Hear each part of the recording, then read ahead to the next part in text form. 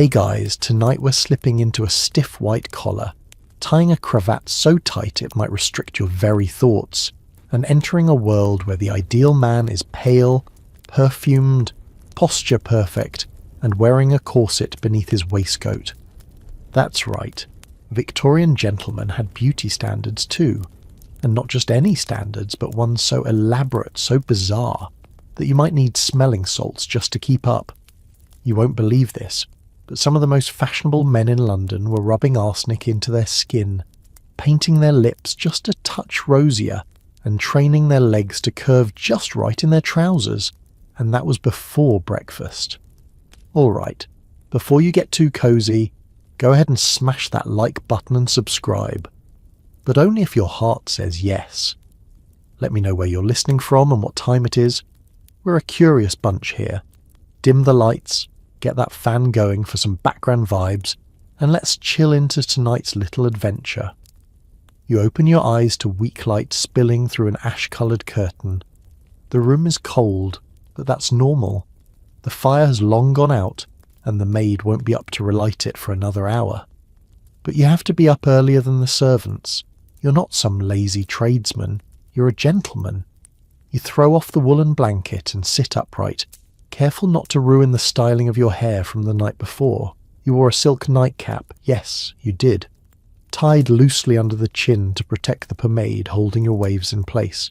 You don't smile. Smiling creates creases. Your first stop is the washstand. There's no plumbing here, just a porcelain basin filled with yesterday's water, tepid now and slightly murky. You add a splash of rose water to mask the smell. The glass bottle cost you a half-sovereign and came all the way from Grasse in France. The scent is delicate, which is important. Too strong, and people might think you're hiding something worse. You reach for your small vanity box. Inside, a stiff bristled moustache brush, a straight razor, tweezers, and a tiny silver vial labelled Complexion Restorer. The label doesn't mention that the restorer contains white lead and chalk. You dab it anyway. A pale face is a noble face. Tanned skin is for navvies and groomsmen. Those who labour outdoors, who sweat, who belong to the lower orders. You don't sweat. Not if you can help it. You grimace slightly as the cold cream touches a small red bump on your cheek. It wasn't there yesterday. You say nothing aloud, but the shame simmers. You consider applying a touch of powdered rice to cover it. Powder is not only for women, it's been used discreetly by stage actors and the better sort of young men for years. Just not too much. No one must see the work behind the illusion. As you move on to your teeth, you pick up a small tin of tooth powder, chalk, salt, and charcoal. It tastes foul, but it scrapes away the tea stains.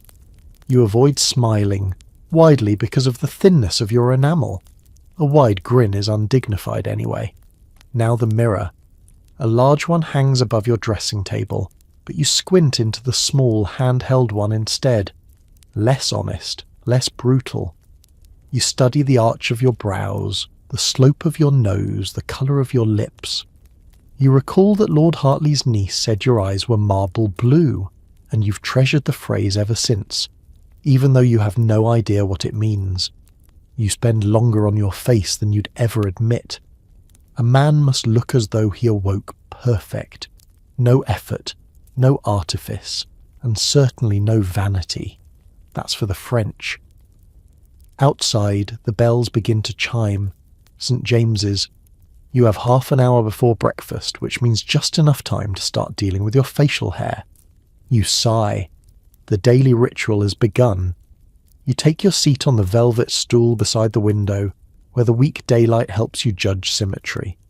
You open the lower drawer and withdraw the tools, a fine-toothed comb, curved moustache scissors, and a stiff block of wax that smells faintly of cloves. The wax must be warmed between your fingers, rolled into a pliable thread, and carefully applied, coaxing the ends of your moustache into a shape deemed distinguished, not theatrical. There's a thin line, and you're terrified of crossing it. Some gentlemen go for the imperial point, others the broad cavalry sweep. You've chosen a modest upward curl, just enough flair to suggest daring, not rebellion. Facial hair is not merely fashion, it's a political statement. There was a time, not long ago, when only military men wore beards. But after the Crimean War, everything changed. Beards became symbols of masculine virtue, of bravery, of Englishness. Still, some circles consider beards to be vaguely radical, or worse, foreign. You recall how one of your acquaintances, Mr. Pembroke, was nearly denied entry to the Garrick Club for sporting a full beard without a cravat. He had to explain that he'd just come from a spiritualist séance, and everyone murmured politely and avoided eye contact. You shudder slightly. One must be careful. With the moustache now tamed, you move on to your side whiskers. These are a delicate matter. You've seen them too bushy, like rabbit fur stuck to the cheeks, and you've seen them shaved too close, suggesting either poverty or, well, someone who spends time in Paris. You trim with the scissors held at a steep angle. Tiny hairs fall onto your lapel, and you brush them away quickly. They leave little ghosts behind, faint dark smudges on the pale wool. You'll need the clothes brush. Your hands tremble a bit now, but you don't acknowledge it. You've not eaten yet, and anyway, tremors are common after inhaling the perfume oils too long. Last week you read in the Gentleman's Magazine that some perfumes were being adulterated with turpentine. You made a mental note to inquire whether your supplier uses French spirits or domestic. Domestic is cheaper, but you suspect it causes blotches.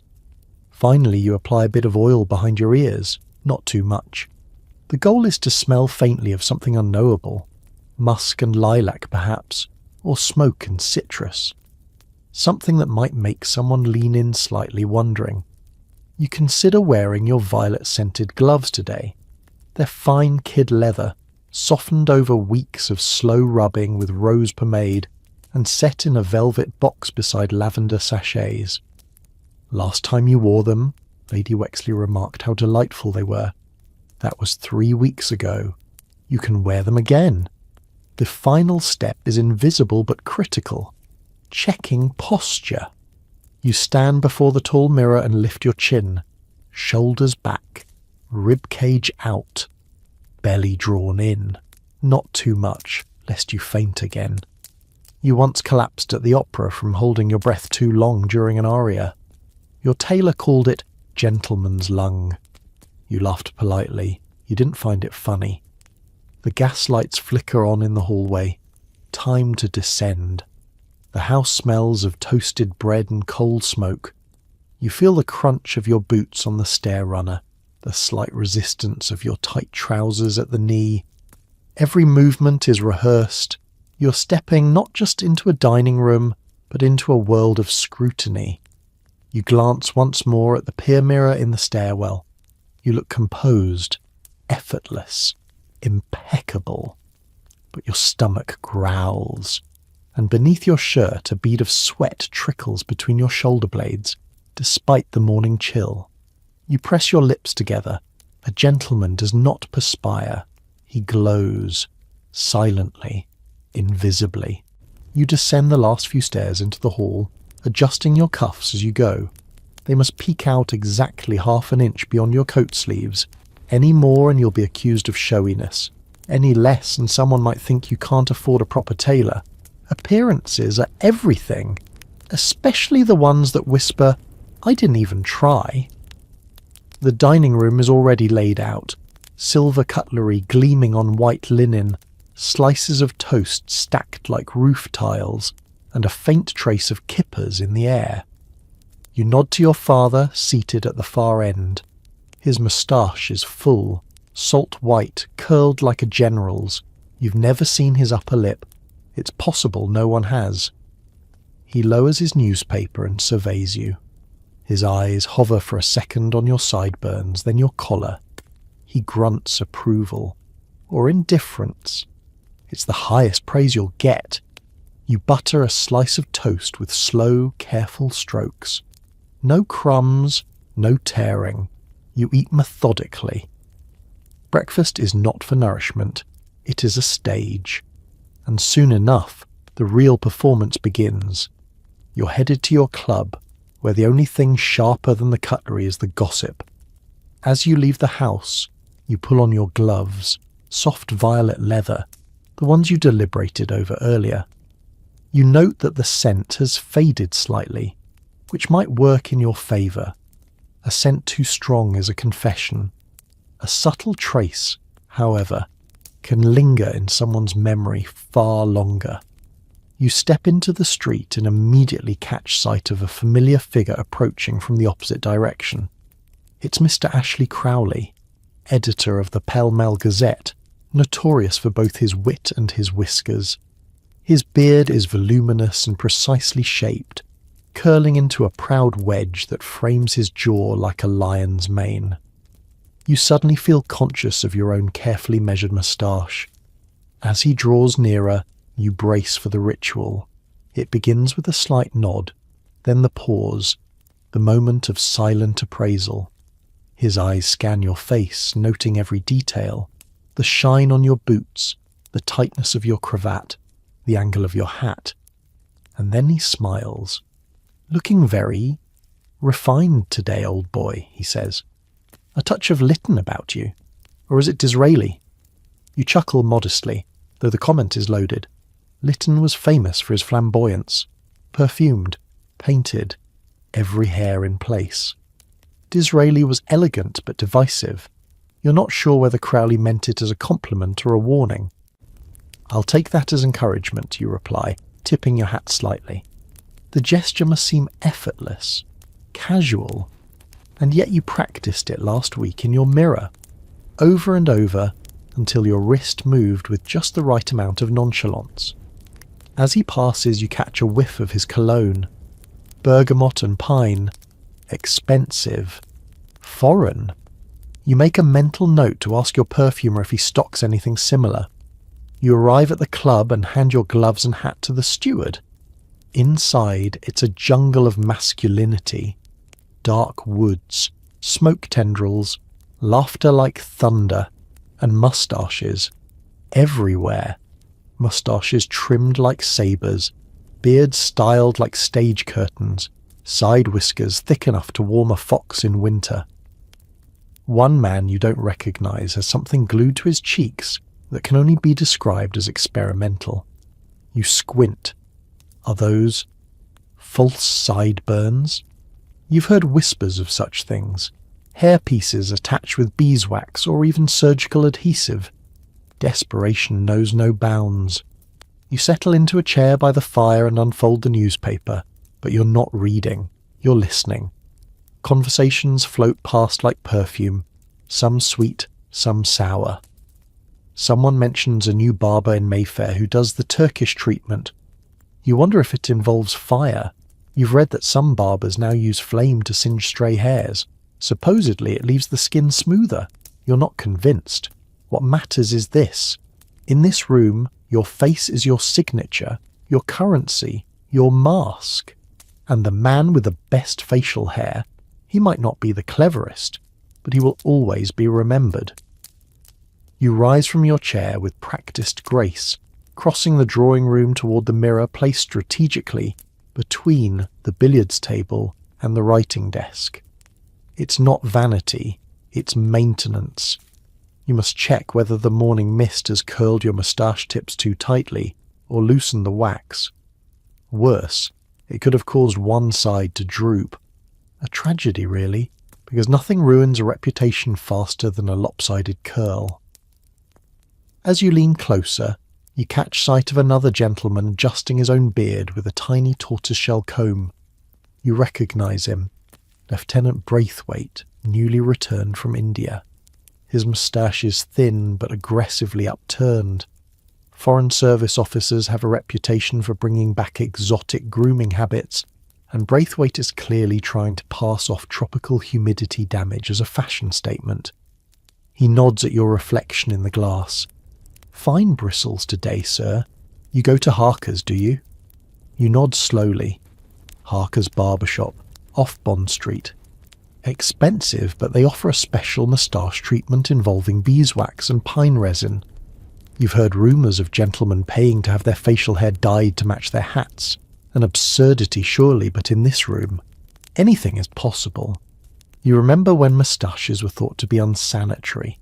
Just a few decades ago, physicians warned that whiskers could trap disease. One medical pamphlet suggested that bearded men were more likely to transmit smallpox to children. And yet here you are, standing in a haze of tobacco and lavender cologne, surrounded by bearded men sipping brandy before noon. Fashion has a short memory. You take your brandy to the terrace. Outside, under the weak sun, the gaslight glow of the club seems distant. You watch carriages roll past, noting the faces of passing men.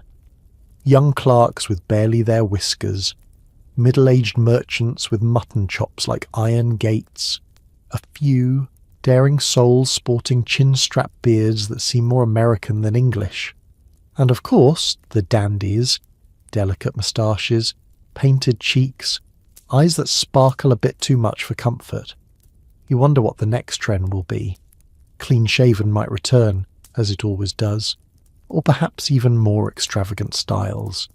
You've heard a whisper about men in Vienna shaping their moustaches into spirals, like clock springs. Madness, but appealing in its own perverse way. And still, deep down, you feel the tug, the insecurity that makes you consider a new oil, a sharper blade, a different wax. You wonder whether the women in the gallery at Covent Garden notice you as you pass, whether your moustache speaks of confidence or compromise. Later that evening you dine with friends and conversation drifts to Colonel Harrington, who is apparently taken to growing a beard below the jawline, a style only seen in Bavarian court portraits. Utterly Teutonic, someone sneers. He'll be wearing spiked helmets next. Everyone laughs. You do too, though your mind drifts. Perhaps it's not about the style at all. Perhaps it's about the game, the performance, the silent war of shape and scent and shadow. The way men can express longing, power, status, even fear, not through words, but through whiskers. By the time you return home, your wax has begun to flake. You peel it off gently, watching as tiny curls of effort fall into the basin. In the dim glow of the bedside lamp, you glimpse your face without its uniform. Stripped of the curl, the oil, the polish, you look younger, more tired, more real. You set the mirror down, blow out the lamp, and pull the nightcap over your hair. The curls must hold. Tomorrow you'll begin again. The sun filters in pale and unfriendly. You're already awake, lying stiffly to keep your sheets from wrinkling your nightwear. That red blemish on your cheek hasn't faded. It's worse, in fact, inflamed. You resist the urge to touch it, but your fingertips hover nearby like nervous servants. By now, you've memorized every angle of your face, not just your good side, all of them. The full front, the downward glance, the side profile. And it's in that side profile that you find the issue. Your skin is darkening, not dramatically, just enough. A slight yellow-brown tinge where the cheekbone meets the jawline. Your worst fear whispers from the glass. Sun. You rush to your dressing table. Your fingers fumble with the tiny packet labelled Dr. Mackenzie's complexion wafers. You pop one into your mouth. It dissolves slowly, leaving a metallic, bitter taste. Arsenic and chalk with a touch of opium, marketed as purifiers of the blood. You're told these will whiten your skin from the inside out, which seems both miraculous and vaguely heretical. But they do work, or so people say. The Victorian obsession with pale skin isn't new. It's inherited from centuries past. Evidence that you don't labour outdoors like some ploughman or gardener. Even Dickens commented once that a gentleman's complexion should resemble china teacups, glazed, smooth, and faintly blue beneath the surface. You used to laugh at that, not anymore. You wash your face with vinegar and rosewater. The sting wakes you fully. Then comes the layer of whitening lotion, made with zinc oxide and pearl powder. There's a mild, tingling sensation. You tell yourself it means it's working. You pass the mirror again. Better. Almost. But the patch near your left temple still looks uneven. You reach for the rice powder and brush it gently along your cheekbones. The powder settles into the fine lines beside your eyes, and you curse under your breath. You're only 27. Why the lines? Downstairs, a servant brings you the newspaper and your breakfast, but you can't eat. Arsenic wafers dull the appetite. Besides, you're fasting today. Skin clarity through abstention, according to the pamphlet you found at Harrington's apothecary. You pour tea instead, the floral blend designed to calm the liver, which allegedly affects the tone of one's skin. As you sip, your thoughts drift to Mr. Elliot, the solicitor with skin so pale it practically glows. Everyone assumes he has noble blood.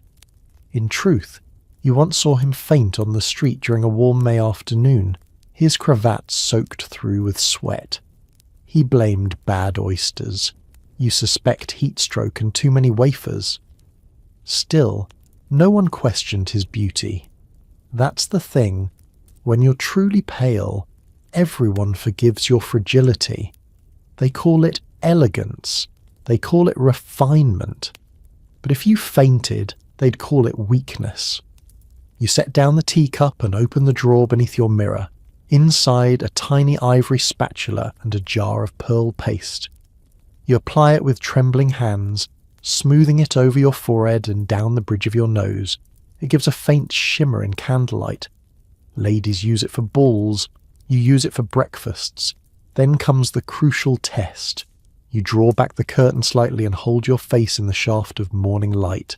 Just enough sun to test the illusion.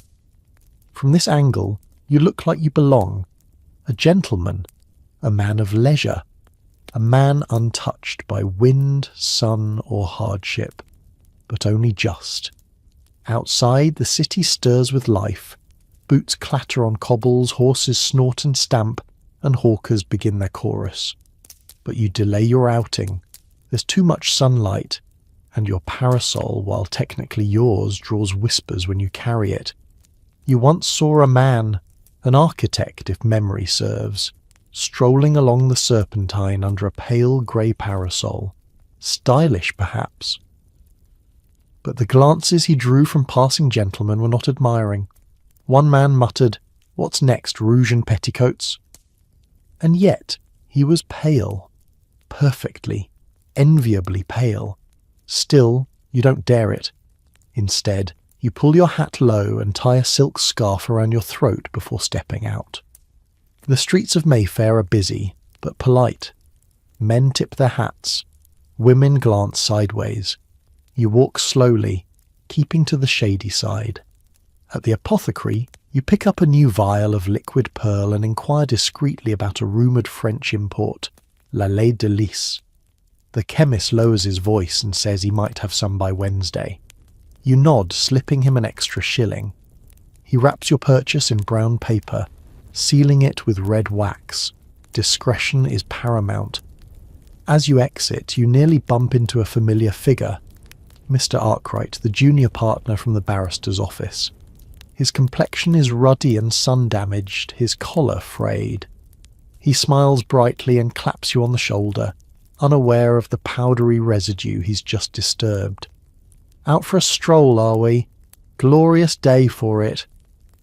You mutter something about errands and hurry off. His cheerfulness lingers behind you like smoke. You wonder if he chooses to look like that, or if he simply doesn't know better. Back home, you rush upstairs. The powder is smudged. You stare into the mirror, horrified. Your left cheek is now visibly 2 shades darker than your right. You reach for the sponge and try to even it out, but the damage is done. The illusion is cracked. You sink into the chair, staring at yourself. It's not vanity. It's survival. In this world, your face is your fate. You can have debts, secrets, or scandal, but not a tan, and certainly not freckles. You'd once had a cluster across your nose after a week at the coast. It took a month of lemon juice and vinegar compresses to fade them. The irony isn't lost on you. The empire spans deserts and jungles, and its soldiers come back brown and broken. But the men who rule it from London must look like they've never seen the sun. Power, it seems, must remain pale. Later that week you attend a dinner party in Kensington. Gaslight flickers from crystal sconces, and the room glows golden. You're seated beside a countess with skin like porcelain and teeth like almonds. She leans in and says, "Your complexion is remarkable, sir. You must have the constitution of a saint." You smile, bow slightly. Say nothing of the wafers, the paste, the powder, the prayers. You merely lift your glass and murmur, "Thank you." The room laughs softly, and you are bathed in admiration. No one sees the tightening of your throat. No one hears the faint creak of your skin as the pearl cream dries beneath your jaw. You are, in this moment, what they believe you to be, and that, more than beauty, more than truth, is the standard. The morning begins not with coffee or toast, but with pressure. Pressure around your ribs, to be precise. You're standing stiffly as your valet pulls the laces of your corset tighter. He does it with detached efficiency, like he's closing up a suitcase that barely fits. The garment creaks softly as your breath shortens. You grip the bedpost and try not to wince. This is the price of elegance. The corset isn't just for ladies anymore, not in your circle. Among men of taste, especially those in Parliament, on stage, or in fashionable society, it's become quietly common.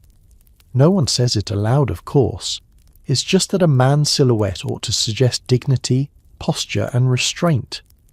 And if your natural body happens to disagree, well, there are ways of persuasion. Today's corset is black satin stitched with fine bone channels and reinforced with steel stays. It's slightly shorter than the female design, but no less unforgiving. You feel your stomach flatten, your waist narrow. Your spine straightens whether it wants to or not. You try to inhale deeply, but only manage a shallow sip of air. "Is it too tight, sir?" your valet asks blandly. You shake your head. Just right. Anything looser, and your coat won't sit properly. Anything tighter, and you risk fainting again in the omnibus. You recall an incident last autumn. A fellow club member, Mr. Godfrey, a dandy of excessive refinement, had to be quietly removed from a dinner at the Langham after blacking out into the soup. Rumour had it his corset was 3 inches tighter than his natural waist. They called it Godfrey's collapse for weeks.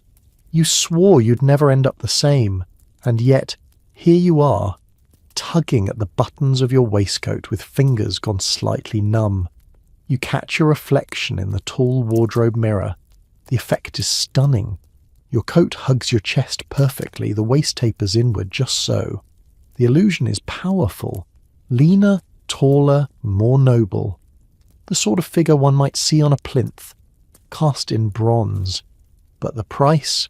You haven't eaten a full meal in 3 days. You've been sipping broth and chewing caraway seeds, avoiding anything that might bloat your belly. Last night you drank a tincture of senna leaves to lighten the system. It worked. Violently. Still, the shape holds, and that's what matters. You remember your father scoffing at such things. Corsets for men? Damned ridiculous. You've got a spine, don't you? But your father never had to sit next to Viscount Redgrave at the opera, with a cinched waist and perfect posture that made everyone else look like sacks of pudding. You smooth your cravat and adjust your cuffs.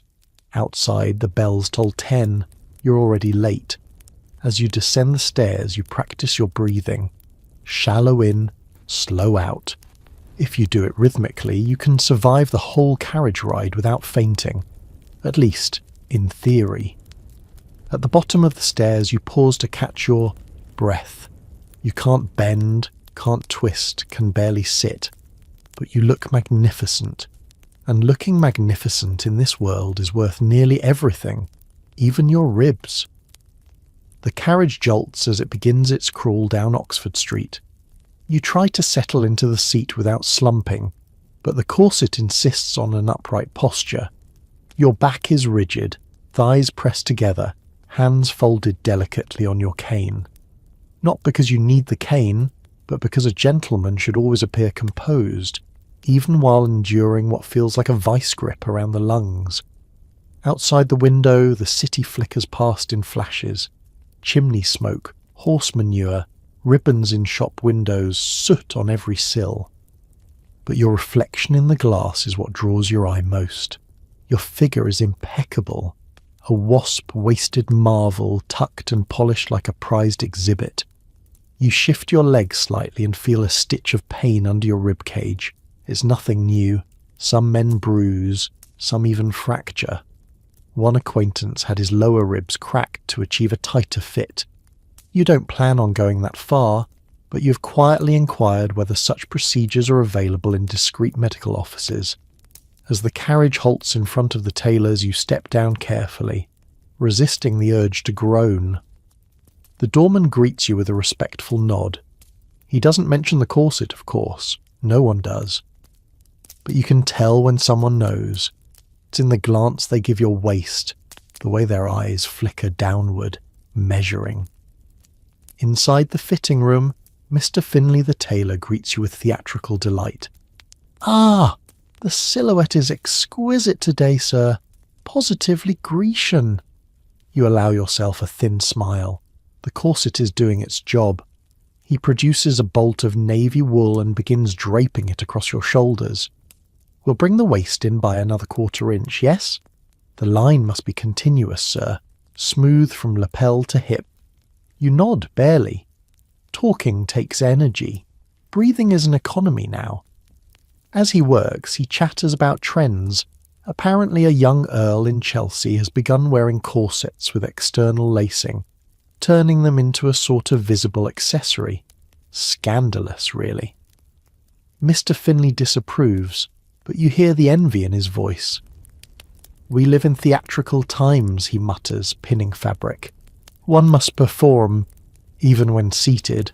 He's not wrong. Later, walking home, you take a quieter route to avoid the crowds. A sudden gust of wind forces you to stop and brace against a lamppost. The corset prevents you from coughing properly, so the air catches in your throat, sharp and burning. You blink away the tears and continue on, heart racing beneath the boning. At home, you head straight for your bedroom. Your valet is waiting. Wordlessly, he helps you out of your coat and begins untying the corset. The release is exquisite. You gasp, not out of relief but necessity.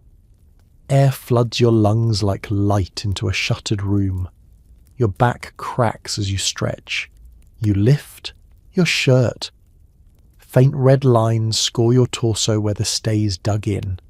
Bruises bloom like violets over your ribs. You touch them gently. A small price. Tomorrow you'll tighten it again. A 1/4 inch more, perhaps.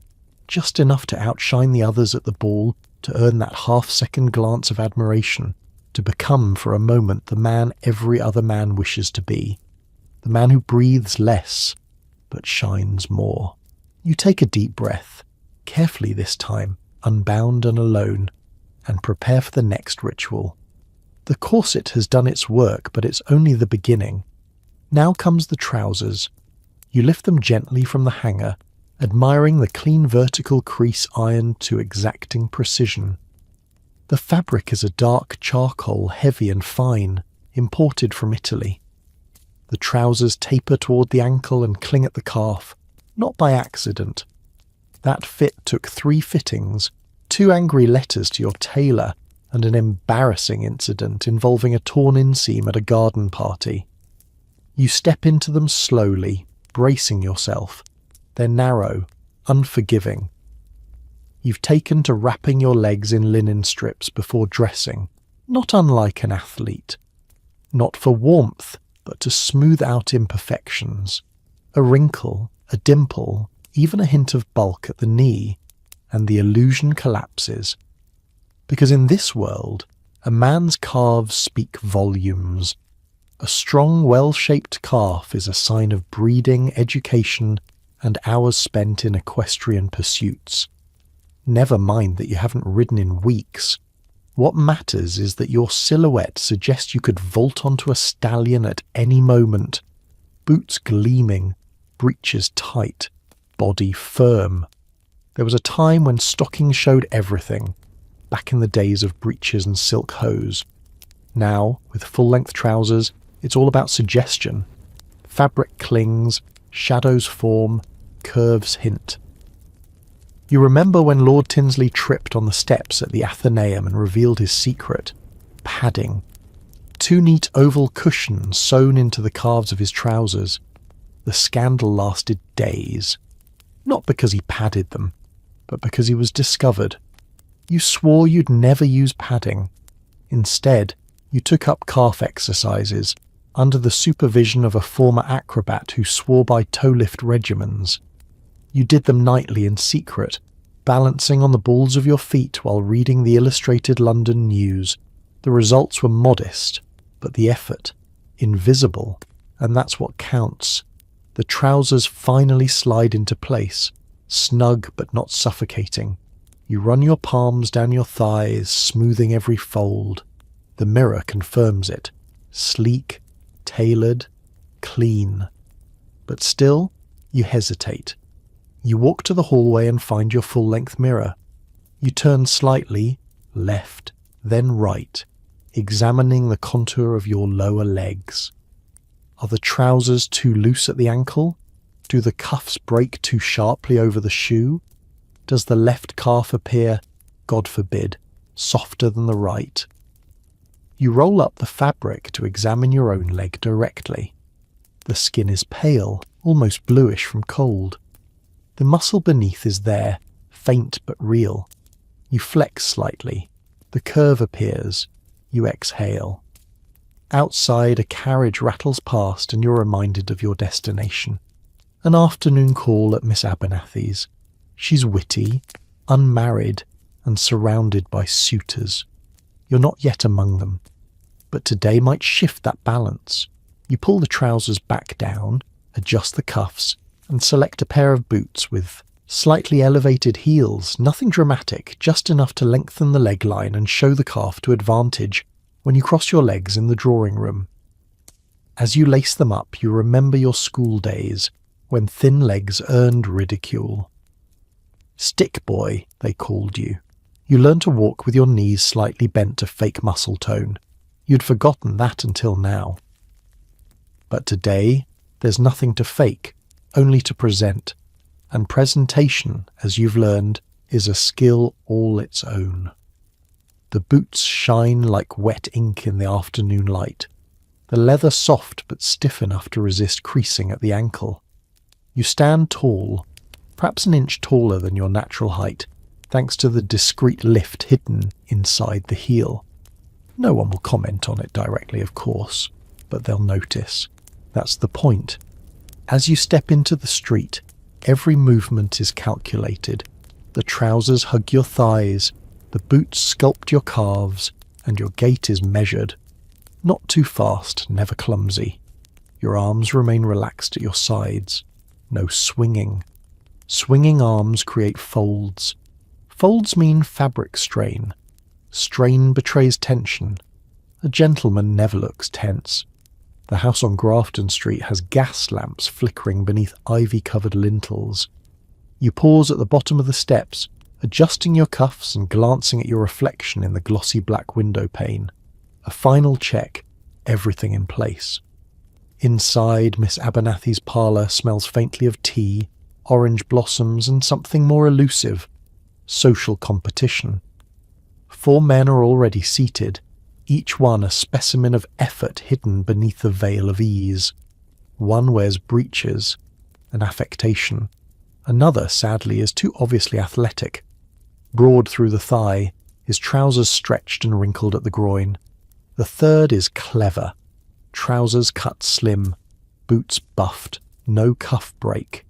He nods at you. But your focus shifts to Miss Abernathy. She offers a smile sly and unreadable. Her eyes flick downward, just briefly, to your boots, and then they return to your face. You don't know if the glance was judgment or approval, but your heart ticks faster all the same. You take your seat carefully, adjusting your trousers so they crease just once at the knee. You angle your foot outward so the calf flexes visibly beneath the leather. This is how courtship works now. Not just with words, but with silhouettes. Miss Abernathy remarks on the weather. Someone mentions a painting. Tea is poured, but under it all runs the quiet current of attention. Who is noticed? Who is admired? Who is dismissed? You know this game. You've trained for it with every tailor's visit, every measured step in your narrow corridor at home. Halfway through the visit, the conversation turns to fencing, and one of the men boasts of his skill on the dueling floor. You laugh politely, then cross your legs. Right over left. Always right over left. That's the better angle for your dominant calf.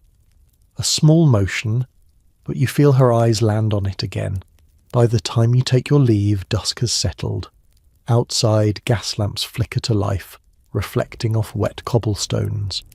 You descend the steps with the practiced grace of a man who knows how to descend without wrinkling his inseam. A footman opens the door. Your hand adjusts your glove. Your back remains straight. It's only once the carriage door shuts behind you that you exhale, muscles softening like wax.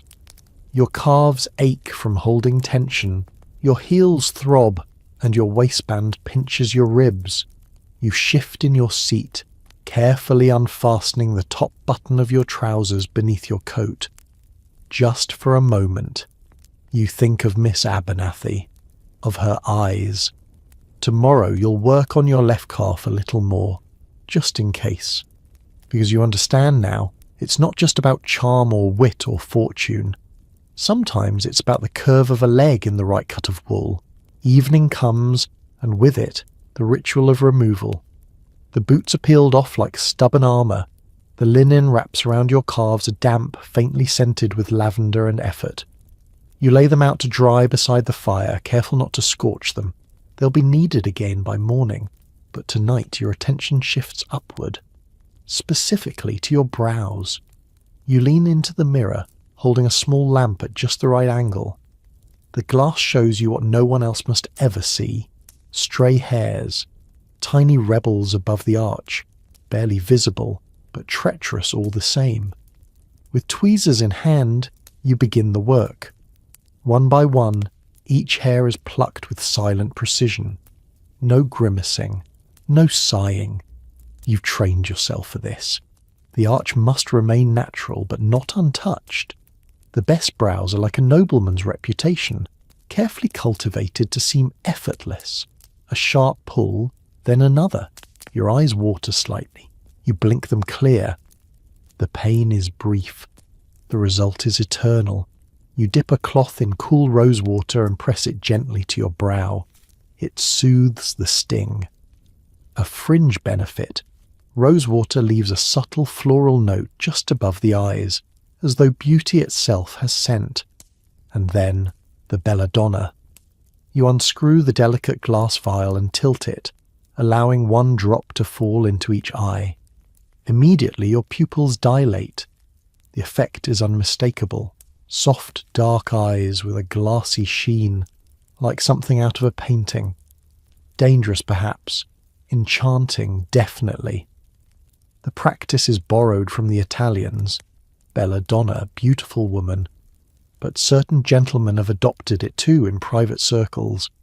It gives the eyes a moody depth, a poet's gaze, Byron's gaze.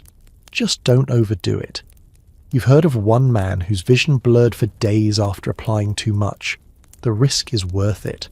Eyes, after all, a conversation before the conversation begins. Your valet enters silently, holding out the small wooden box lined with black velvet. Inside, 2 kohl pencils and a soft brush. You wave him away. This part you do yourself. You take the brush and begin to shade the edges of your upper eyelids. Not darkly, just enough to create contrast. A touch beneath the lower lash, smudged to imperceptibility.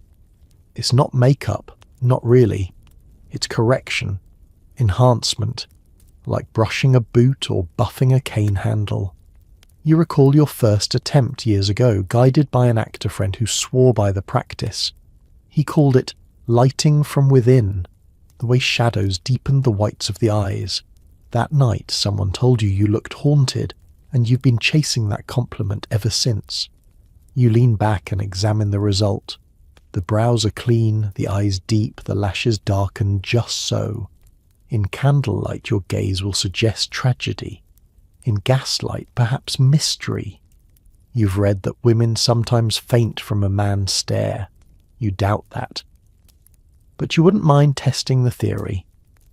As you extinguish the lamp and close the lid of the velvet box, your heart flickers with quiet satisfaction. No one will know the effort. No one will ask. But when you enter the ballroom tomorrow, someone will look into your eyes and hesitate. Morning finds you bleary-eyed but determined. The effects of last night's belladonna have faded, leaving your pupils their normal size and your vision just a touch slower to focus. No matter. Today's light is dim, the sky a thick curtain of grey. Perfect weather to appear dramatic without trying. You sit once again before the mirror. Today is a public day, a gallery opening followed by supper with the Markhams, so your face must tell a story. Not joy. Joy is for tradesmen. You aim for melancholy, intellectual suffering, the kind that poets wear like a velvet cloak. You hold the brush again, working the kohl carefully into the lash line, a shade darker than yesterday. You let the shadow spread a bit further outward at the corners. It gives your eyes an elongated shape. Oriental, some call it, though no one would dare say so aloud. What they will say is that you look mysterious, like a man who's seen things. That's what you want. Next, the brows. You don't need to pluck today, only to darken slightly. You touch the pencil to the outer half of each brow, just a stroke or two, blending with a fingertip so it looks like a natural shadow. Your lips are pale. That won't do. You dab a bit of carmine tint from a small porcelain pot, only a trace, enough to bring colour without betraying your hand. The pot was marketed as a salve for winter-chapped lips, but everyone knows its real purpose. You first saw it used in the wings of a Covent Garden theatre, passed hand to hand among actors and off-duty footmen alike. You remember a friend, Augustus, always too bold, who applied the salve too generously before a dinner with the bishop's wife. The resulting hue was nearly crimson. By dessert, 3 women had fainted and someone whispered about demonic possession. He left early and never lived it down. You've learnt restraint since then. Outside, the day unfolds wet and sour. You travel by closed carriage, a silk handkerchief pressed lightly to your face to prevent soot from clinging to your cheeks. Once inside the gallery, the scent of waxed floors and oil paint surrounds you. Men stand in clusters, hands behind their backs. Women glide past like birds in silk cages. Your entrance is quiet, but noticed. Always. Miss Lavery is the first to spot you. Her eyes widen just a fraction, just enough. You catch the flicker of her gaze toward your brows, your eyes. She says nothing about them, of course. Instead, you look well-rested today. A peculiar compliment, given that you've barely slept and just applied trace amounts of pigment beneath both lower lids. You offer a small bow. The art of appearing so, you reply, is harder than the art on these walls. She laughs. Success. As you move through the gallery, you sense the eyes of others. It's not just your face, it's the aura it creates. The lashes that catch the light, the pupils just slightly more dilated than natural, the faint tint on your lips that suggests warmth without softness. You pass a painting, a romantic portrait. a man in shadow with candlelight on one cheek. Someone murmurs, "It rather looks like you." You pretend not to hear, but you smile. That night back home, you wash your face in milk and chamomile water. The pigments vanish with a few strokes, revealing your unadorned skin beneath. You peer into the mirror, not bad, not beautiful, but not bad. Still, tomorrow the pencils will come out again. Because beauty, in your world, is a shadow game, a quiet illusion cast in candlelight, and you've learned how to cast it well. The scent strikes before you even open the armoire, faint but distinct. Rosewood, civet, a trace of tobacco. It clings to the collar of your coat, the lining of your gloves, the folds of your cravat. You lean closer and inhale, just once. It's not unpleasant. In fact, it's carefully cultivated. Because in the Victorian world, your scent speaks before you do. Today is Thursday, which means a social call to the Rowntree's townhouse. Not formal enough for full evening dress, but certainly not casual. The fragrance must be chosen with care. Too bold, and you'll seem desperate. Too mild, and you might as well smell of starch and soot. You step to your vanity where your personal collection sits like a private apothecary. Small glass bottles of varying sizes and colours, amber, cobalt, crystal, each sealed with a delicate stopper. Some are imported from Grasse or Cologne, others mixed locally by a perfumer who operates discreetly behind an umbrella shop in Marylebone. You lift one bottle, eau de violette, and remove the stopper. The scent is fresh, a touch powdery, feminine even, a risk. But in certain circles that's the point. You remember reading a satirical column in Punch mocking a dandy for smelling like a bridal bouquet. But the next week, half the gentlemen at White's were trailing violets behind them. It's a dance, mockery, mimicry, mastery. Still, violette might be too delicate for today. You replace the stopper and reach for something bolder, civet and sandalwood, mixed with bergamot and a trace of musk. This one was inspired by an Arabian blend, heavy and sweet with a strange warmth. One woman once said it smelled dangerous in the best way. You've treasured the phrase ever since. You dab it behind your ears, beneath your jawline, and on the inside of your gloves. Never directly on the clothing, that's for the vulgar. Real gentlemen scent themselves, not their shirts. A final touch, a perfumed sachet tucked into the inner pocket of your waistcoat. Lavender and clove sewn into silk. It serves no public function. No one but you will smell it. But it reminds you of your grandmother's drawing room, leather-bound books, warm tea, pressed linens. Safety in a scented thread. As you leave the house, you carry your smell with you like a secret. In the street, a man brushes past too closely. You smell onions on his breath and horse on his coat. You flinch. Scent is class, and class is control. That's why you visit a Turkish bath every Wednesday.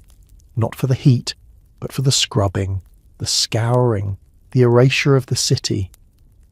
At the Rowntree's, the drawing room smells of lemon polish and hyacinths. A fire crackles in the hearth. You remove your gloves, slowly, deliberately, letting the scent release in stages. Mrs. Rowntree sniffs lightly as you take her hand. She doesn't comment, but her eyes flick to her husband with the faintest lift of the brow. Success. You've announced yourself without a word. The conversation drifts around the room.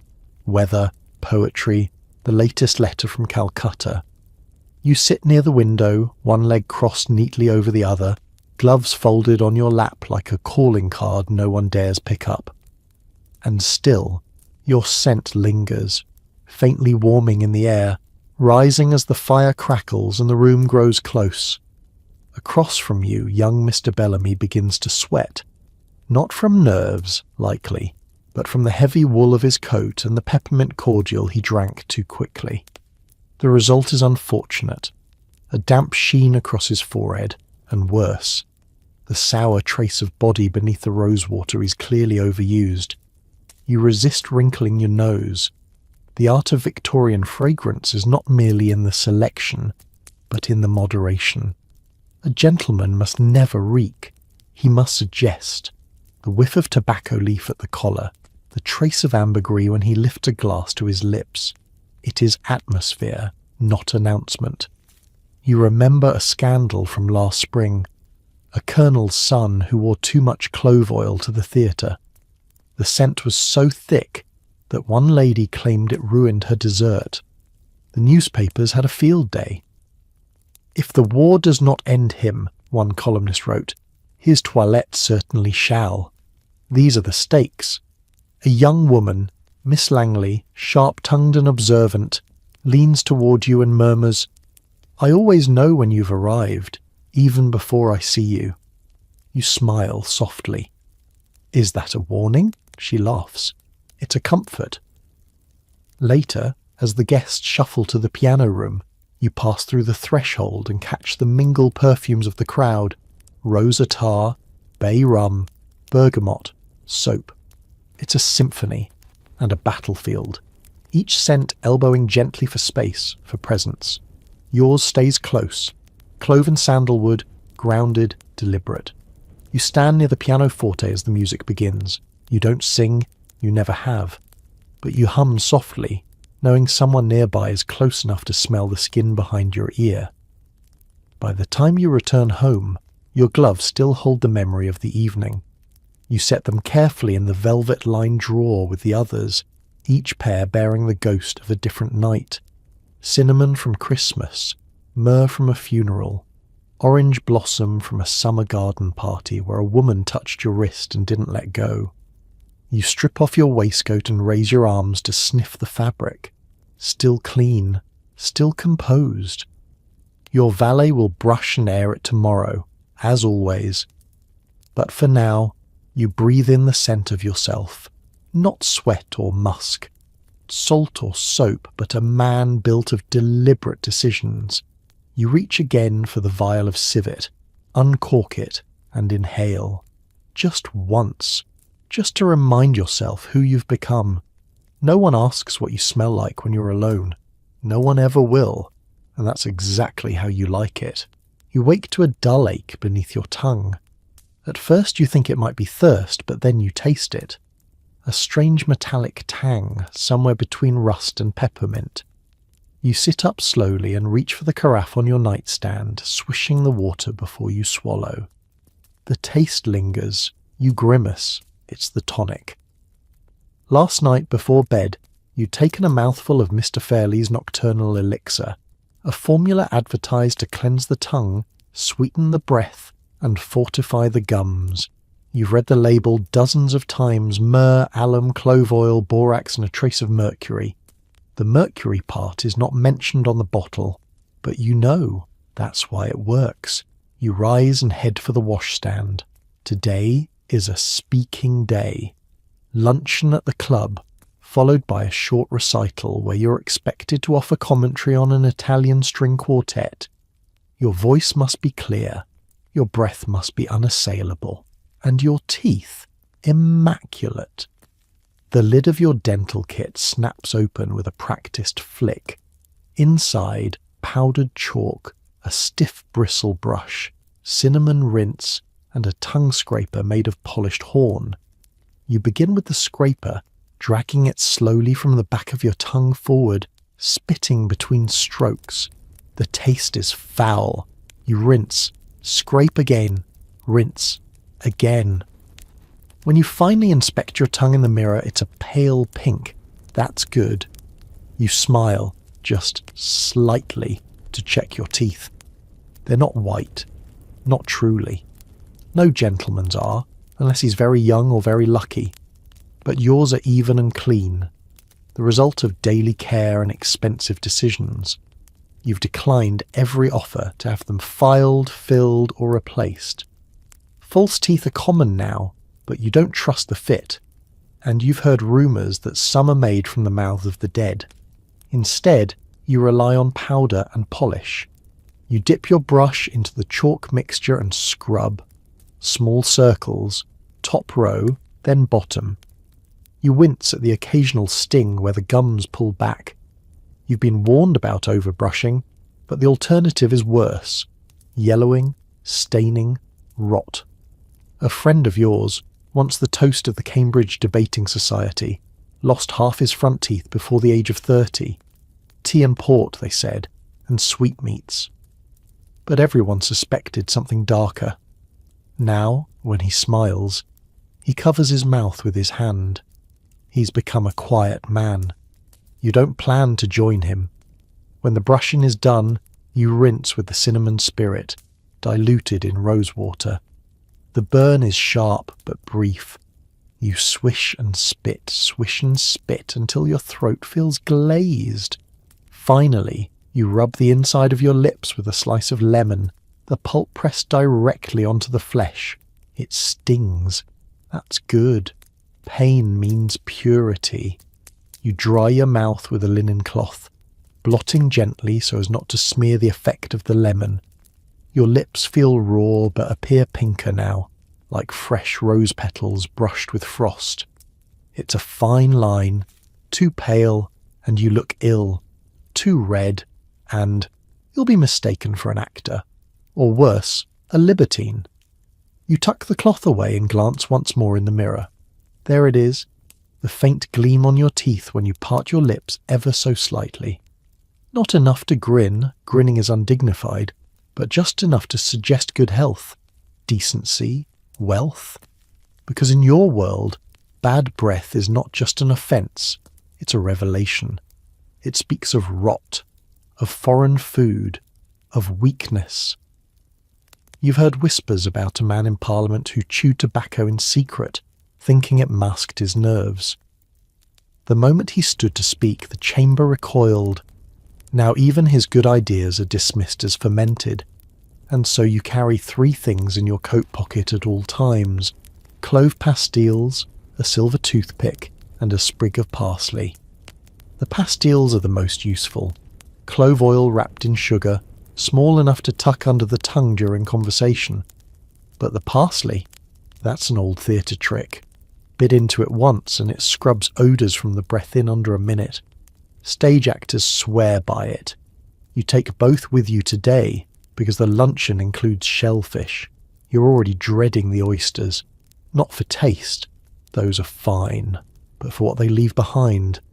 A ghost of salt and seaweed that no amount of table linen can hide.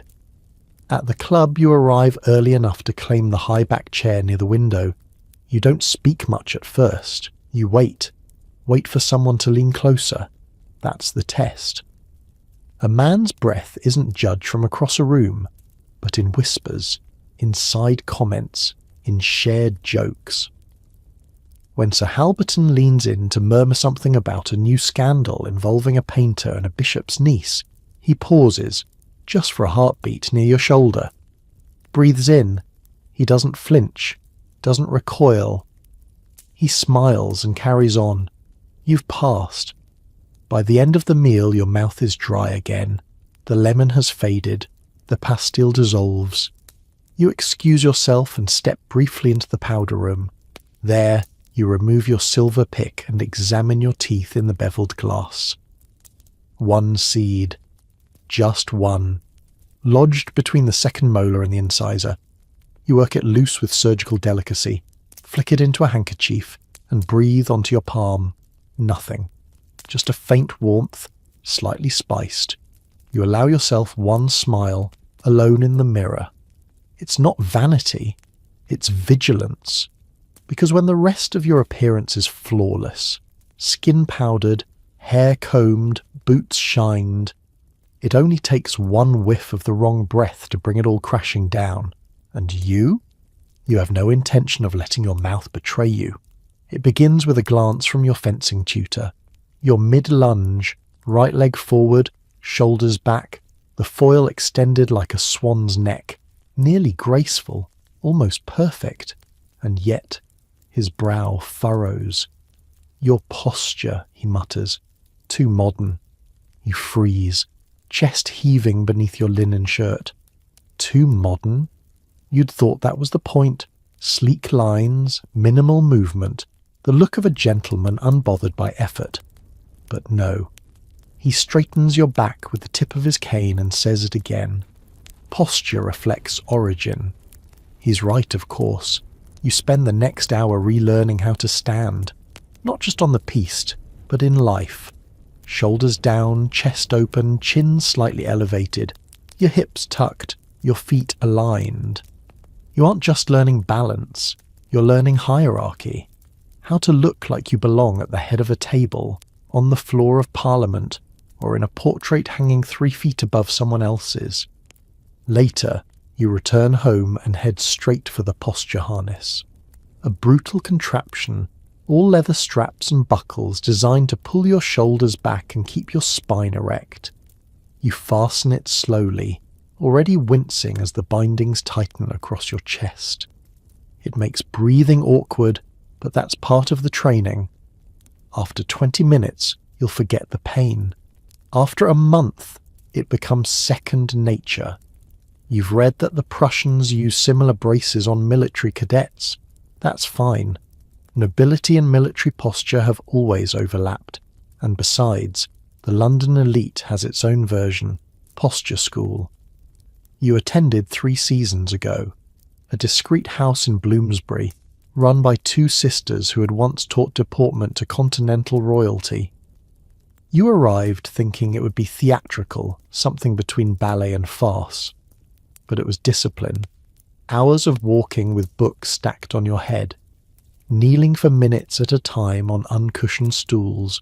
Being tapped with a stick when your neck slouched or your heels didn't align. You graduated with distinction. Now, every time you step into a room, your entrance is deliberate. A pause at the threshold. A straightening of the coat. The placement of your weight over your right foot, never the left, just enough to suggest confidence, but not arrogance. Your friends don't notice the effort. That's the goal. They call you poised, controlled, refined. No one calls you stiff. That's for bankers and ministers. And yet, there's a cost. You can't slouch in private anymore. Your body resists it. When you try to curl up in an armchair, your spine protests. Your shoulders ache for collapse, but the memory of the harness holds them fast. Sometimes you sit in the dark with a pillow tucked between your shoulder blades, just to feel the pressure again. It's comforting. Like a reminder of who you're supposed to be. Today, you visit the National Gallery with 2 acquaintances from the club. As you stroll through rooms lined with portraits, you study the posture of painted men. Every subject from barons to botanists sits the same way. Spine straight, chin high, gaze unfaltering. Even in oil and canvas they assert their right to be seen. You mirror them unconsciously, standing taller, folding your hands precisely behind your back. A child runs past, laughing, flailing. His body moves without awareness, fluid, careless. You envy him for a moment. You turn away from the gallery wall, spine held taut, eyes softening just enough to seem thoughtful. One of your companions, Mr. Dalrymple, a solicitor with an impressive moustache and tragically sunken shoulders, makes a joke about the portrait of an earl who apparently died of gout. Everyone chuckles. You smile, but your mind is still on the curve of the child's back as he ran. You used to move like that, before the training, before the harness, before the endless reminders that slouching meant weakness, and weakness meant doubt. You exit the gallery and step into the street. It started to drizzle, the air damp and chilled. You walk with measured pace, resisting the natural urge to hunch your shoulders against the cold. That would wrinkle your coat, that would ruin the line. Instead, you lift your chin, lengthen your neck, and let the rain dampen your lashes. A passerby bumps your arm, just a slight collision, but it jars your alignment. For half a second, your weight shifts unevenly. Your shoulders tilt. You pause beside a shop window and pretend to examine the display, adjusting yourself in the reflection. There, better, balance restored. It's second nature now, this posture. Automatic, unthinking. Except it's never really unthinking. Behind every upright stance is memory, not of dignity but of correction.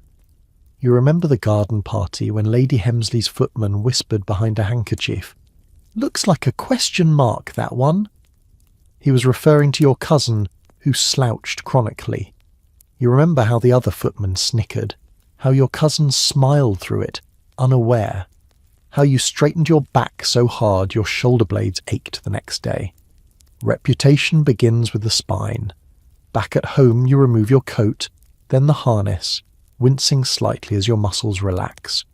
You sit carefully in the chair by the fire, posture still perfect, though no one is watching. Sometimes you wonder what it would be like to rest completely, to let yourself curl inward, to fold, collapse, be soft. But that belongs to other men, poets, children, invalids. You're none of those. Instead, you reach for the wooden rod kept near the hearth. You place it behind your shoulders, across your back, and extend your arms behind it. An old fencing school trick. It opens the chest, lengthens the line of the torso. You breathe through the tightness. There's comfort in it, familiarity, and oddly, pride. Because in a world where power wears no crown and class has no herald, your body becomes the banner. You are a gentleman because you stand like one. You rise again, slowly, deliberately, each vertebra a link in your invisible armour. And as the fire flickers low, you remain upright, perfectly still, until sleep draws your head gently to one side, the only surrender you allow. Your hands betray you more often than you'd like. They're the one part of your body that doesn't hide easily, always exposed, always moving. Every handshake, every teacup lift, every glove removal puts them on display. And lately, they've been whispering secrets you'd rather not share. Calluses, tiny rough patches at the base of your fingers. You noticed them last week while buttoning your waistcoat. Just a little bump, hardly visible, but unmistakable to the touch.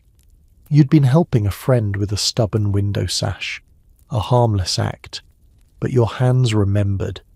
Today, you take precautions. At the washstand, you pour warm water into a porcelain bowl and add a few drops of almond oil. The scent is soft, sweet, faintly bitter. You soak your hands for 5 minutes and scrub them gently with a mixture of fine salt and lemon peel. Not too hard. You're not a mason, just enough to polish away the memory of effort. Then comes the lemon juice. You slice the fruit in half and rub the pulp directly onto your palms. It stings. You grit your teeth and keep going. The juice lightens the skin, removes stains, and, if you believe the pamphlet from Madame Durel's boutique, fends off the yellowing of labour. Once dry, you massage in a paste of lanolin and lavender.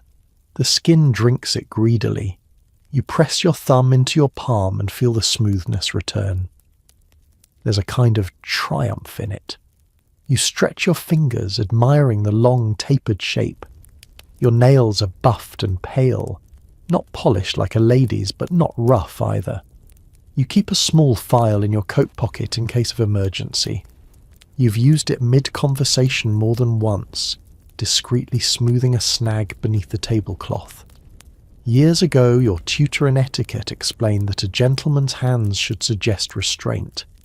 Not sensuality, not softness, control, no nail-biting, no gesturing too wildly, no clenching, unless behind a closed door. You took that lesson to heart. At the club, you often watch the other men as they drink, smoke, or cut into their meat. Some are careless, wrists flapping, fingers fidgeting, knuckles scabbed from hunting or boxing. You've seen judges with ink-stained nails and merchants with black crescents beneath their thumbs. You make mental notes. Hands speak louder than accents. At a recent dinner you sat beside an American, charming, wealthy, loud. But his fingers, short, blunt, calloused. He gestured too much, poked at his food, wiped his mouth with the back of his hand. The lady across from him barely disguised her wince. Later she told you your hands reminded her of marble statues. You said nothing, just smiled and folded them neatly over your napkin. Today, as you prepare for a reading at a friend's salon, you slip on a fresh pair of gloves, soft kid skin, ivory-coloured, faintly scented from the drawer where you keep them. Gloves are your barrier and your invitation. You remove them only when the room is warm, when the lighting is soft, when the mood calls for intimacy, and when you do, your hands must be ready. Because in Victorian society what you hold says much about you. But how you hold it, that says everything. The salon is already full when you arrive, armchairs arranged in polite little battle formations, decanters sweating gently on sideboards, conversation murmuring like a beehive behind lace curtains. You greet the host with a measured clasp, hand offered palm down, fingers angled with just enough curve to seem effortless. Your gloves stay on during the early exchanges. You want them to ask, and they do. "May I?" a lady in lilac inquires, gesturing toward your gloved hand. You smile, tilt your head slightly and begin the ritual. The removal must be slow, not seductive, but precise. You tug at each finger individually, releasing them like a pianist preparing to perform. The glove slides off, revealing clean knuckles, a subtle blue vein across the wrist, and fingernails shaped like half moons. You place the glove neatly in your other hand, never in a pocket, never balled up, and bow. The woman's eyes flick down. She notices. They always do. The reading begins soon after. You sit near the fire, folding your hands in your lap. You notice others, men, fidgeting with their waistcoats, cracking knuckles, rubbing their chins. You remain still. Stillness suggests power. When the speaker, a nervous young playwright, finishes his piece, there's polite applause.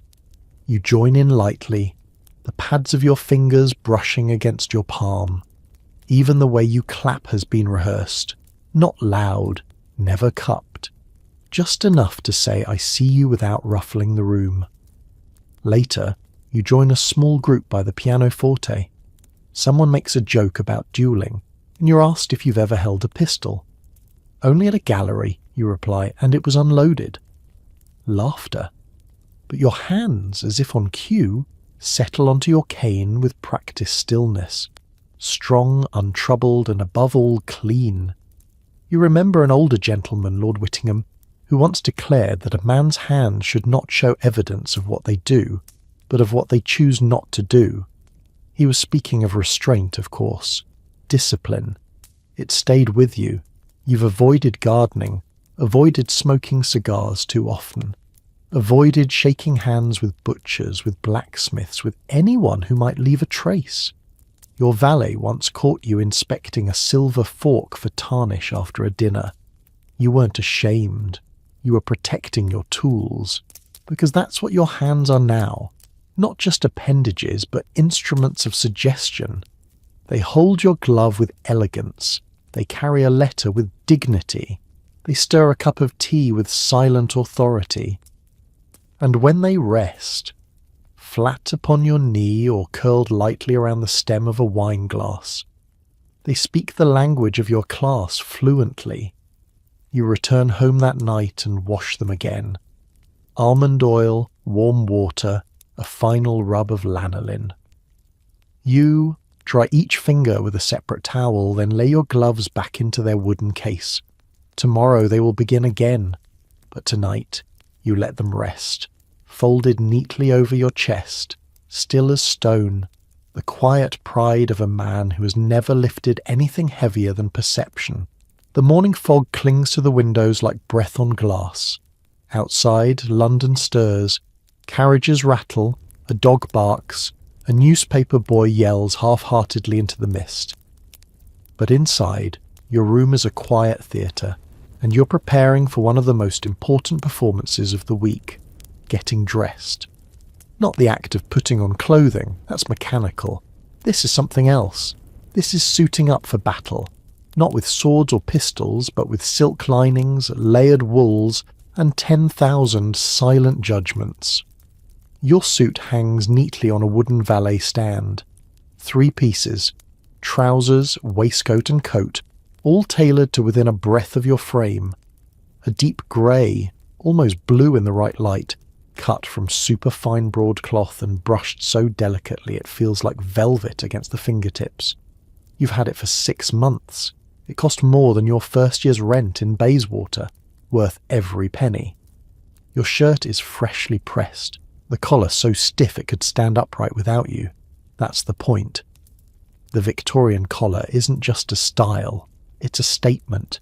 It says, I am a man so removed from labour, so untouched by heat, dirt, or haste, that I can afford to wear starched linen like armour.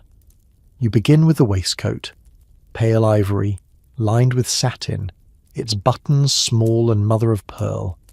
It pulls snug across your corset, not too tight, not too loose, just enough to give the illusion that you're carved from something finer than flesh. You button it slowly, inspecting the alignment of each fastener. A crooked line can undo an entire impression. Then come the trousers. You slide them on gently, careful not to crease the fabric at the knee. They fall clean and straight, grazing the tops of your polished boots. You pause to adjust the hem, letting it rest just where it should, never pooling, never clinging. And finally, the coat. The moment it slips over your shoulders, you feel it, the transformation. You're no longer simply you. You're now the man in the room. Your back straightens, your chin lifts. The mirror reflects not just a figure, but a force. You button the coat slowly. 3 buttons, always the middle one left undone. That's the rule. The top says presence, the bottom says ease, and the unbuttoned middle says I know the code. Every thread of this ensemble has a message. The lapels are sharp but not aggressive. The shoulders are built up just slightly, giving the impression of strength without bulk. The cuffs, visible by precisely ½ an inch, are adorned with cufflinks. A gift, once, from a woman who liked the way you wrote letters. You smile at the memory, then smooth your hair, pick up your cane, and turn once more to the mirror. This is not just a suit. This is armour. And every detail has been chosen, not for warmth or comfort, but for signal, status, sophistication, subtle threat. You're dressed not to move through the world, but to bend it gently in your direction. The carriage creaks slightly as it rolls along the uneven streets toward Pall Mall. You sit still, perfectly upright despite the sway, gloved hands resting on your cane. The suit moulds to your shape like a second skin, not because it's soft, but because it's been forced to fit you over months of fittings, minor adjustments, and arguments with your tailor over 1/4 inches. You glance down at your coat sleeve. The buttons are functional, of course. Surgeon's cuffs, they're called. Originally designed so battlefield doctors could roll up their sleeves in a hurry. Now they serve only to indicate one thing, that your suit was custom made. Because off-the-rack coats don't come with real cuffs, not in your world. You reach into your inner pocket and touch the linen handkerchief tucked there. It's monogrammed, embroidered with such precision you could read your initials blindfolded. You'll likely never use it. No gentleman does. It's symbolic, like the crest on a knight's shield. The carriage pulls up outside the Reform Club. A doorman opens the door and tips his hat. You step down, adjusting your coat as you move. The fabric doesn't resist. It's been trained, like you. Inside, the club is warm, wood-panelled, thick with smoke and conversation. You remove your gloves slowly, sliding one finger at a time. Then you hand them and your cane to the attendant, who gives you a brief nod. Not of courtesy, but of recognition. You're known here. As you make your way to the main room, you scan the other men. Almost all wear suits of varying quality. Some are too shiny, others cut too loose. The worst offenders wear mismatched waistcoats or have lapels creased from careless storage. It's not that they're poor, many are wealthier than you. It's that they don't understand the language of fabric. You do. You greet a viscount near the fireplace, exchanging pleasantries. His tie is knotted in the old style, slightly crooked. You pretend not to notice, but your eyes linger just long enough that he notices you're noticing. He straightens it a moment later. You smile into your teacup. In Victorian society, words are optional. The suit speaks volumes. There's a man near the bay window wearing an outdated frock coat. Still serviceable, still technically acceptable. But no one speaks to him, not because they dislike him, but because his coat signals that he has chosen not to evolve. He is frozen in the past, like an unfashionable ghost haunting a modern drawing room. You make a mental note never to let your tailor fall behind. When you finally settle into a leather armchair near the bookshelves, you loosen the bottom button of your waistcoat just slightly. Again, a signal. You're comfortable here. You belong. The man across from you adjusts his cuffs in response, as if to say, "So do I." You know you'll go home with the same suit, the same gloves, the same layers of wool and polish, but no one else will see the fatigue behind the stitching, the aching ribs beneath the waistcoat, the way the collar chafes ever so slightly beneath the ear. Because the suit is not for comfort. It is your uniform, your disguise, your declaration. It says, "I am in control." And even when you are not, it never lets anyone know. You pause at the threshold of the bootmaker's shop, one gloved hand resting on the brass handle, the other gripping your walking cane not for need, but for balance, against the sheer memory of pain. The bell above the door jingles, and the smell of leather and beeswax folds over you like a wave. This place, with its scuffed floorboards and brass nail trays, has seen every class of man, from dusty-footed messengers to lords with gout-laced ankles. But you, today, are here for something else entirely. Correction. You remove your gloves and step carefully over the threshold, feet encased in your finest pair of Balmoral boots, polished until the toes reflect gaslight like dark glass. They're beautiful. They're excruciating. Each boot was handcrafted over 6 weeks, measured to the breadth of a single toe joint. The stitching along the instep, Italian silk thread. The soles, hand-pegged oak bark leather. The laces, imported French waxed cotton smooth as piano wire. And yet you dread them, because Victorian fashion demands a foot narrow, elegant, elongated. A gentleman's boot must not bulge at the instep or wrinkle at the toe. The heel must lift slightly, giving height and poise. And to achieve this, the foot must conform to the shoe, not the other way around. You were once foolish enough to complain. The bootmaker, a wiry man with spectacles and stained cuffs, had simply looked at you and said, "You want comfort, sir? Buy slippers. You want to be seen. Learn to suffer." You learned. Today, you're here not for a new pair, but for an adjustment. One of the boots pinches too cruelly behind the heel. A bruise has blossomed there, purple and angry. You've wrapped it in wool, but the pain lingers like an unpaid debt. He takes the boot from you and turns it in his hand like a jeweller examining a flawed gem. "It's the left one again, isn't it?" he asks. You nod, saying nothing. He mutters about old leather and tight curves and disappears into the back. You wait, standing barefoot on the cold floorboards, toes curling slightly inside your sock. You dare not sit, Creases at the knee can ruin the line of your trousers. Even now, alone, your posture must perform. Minutes pass.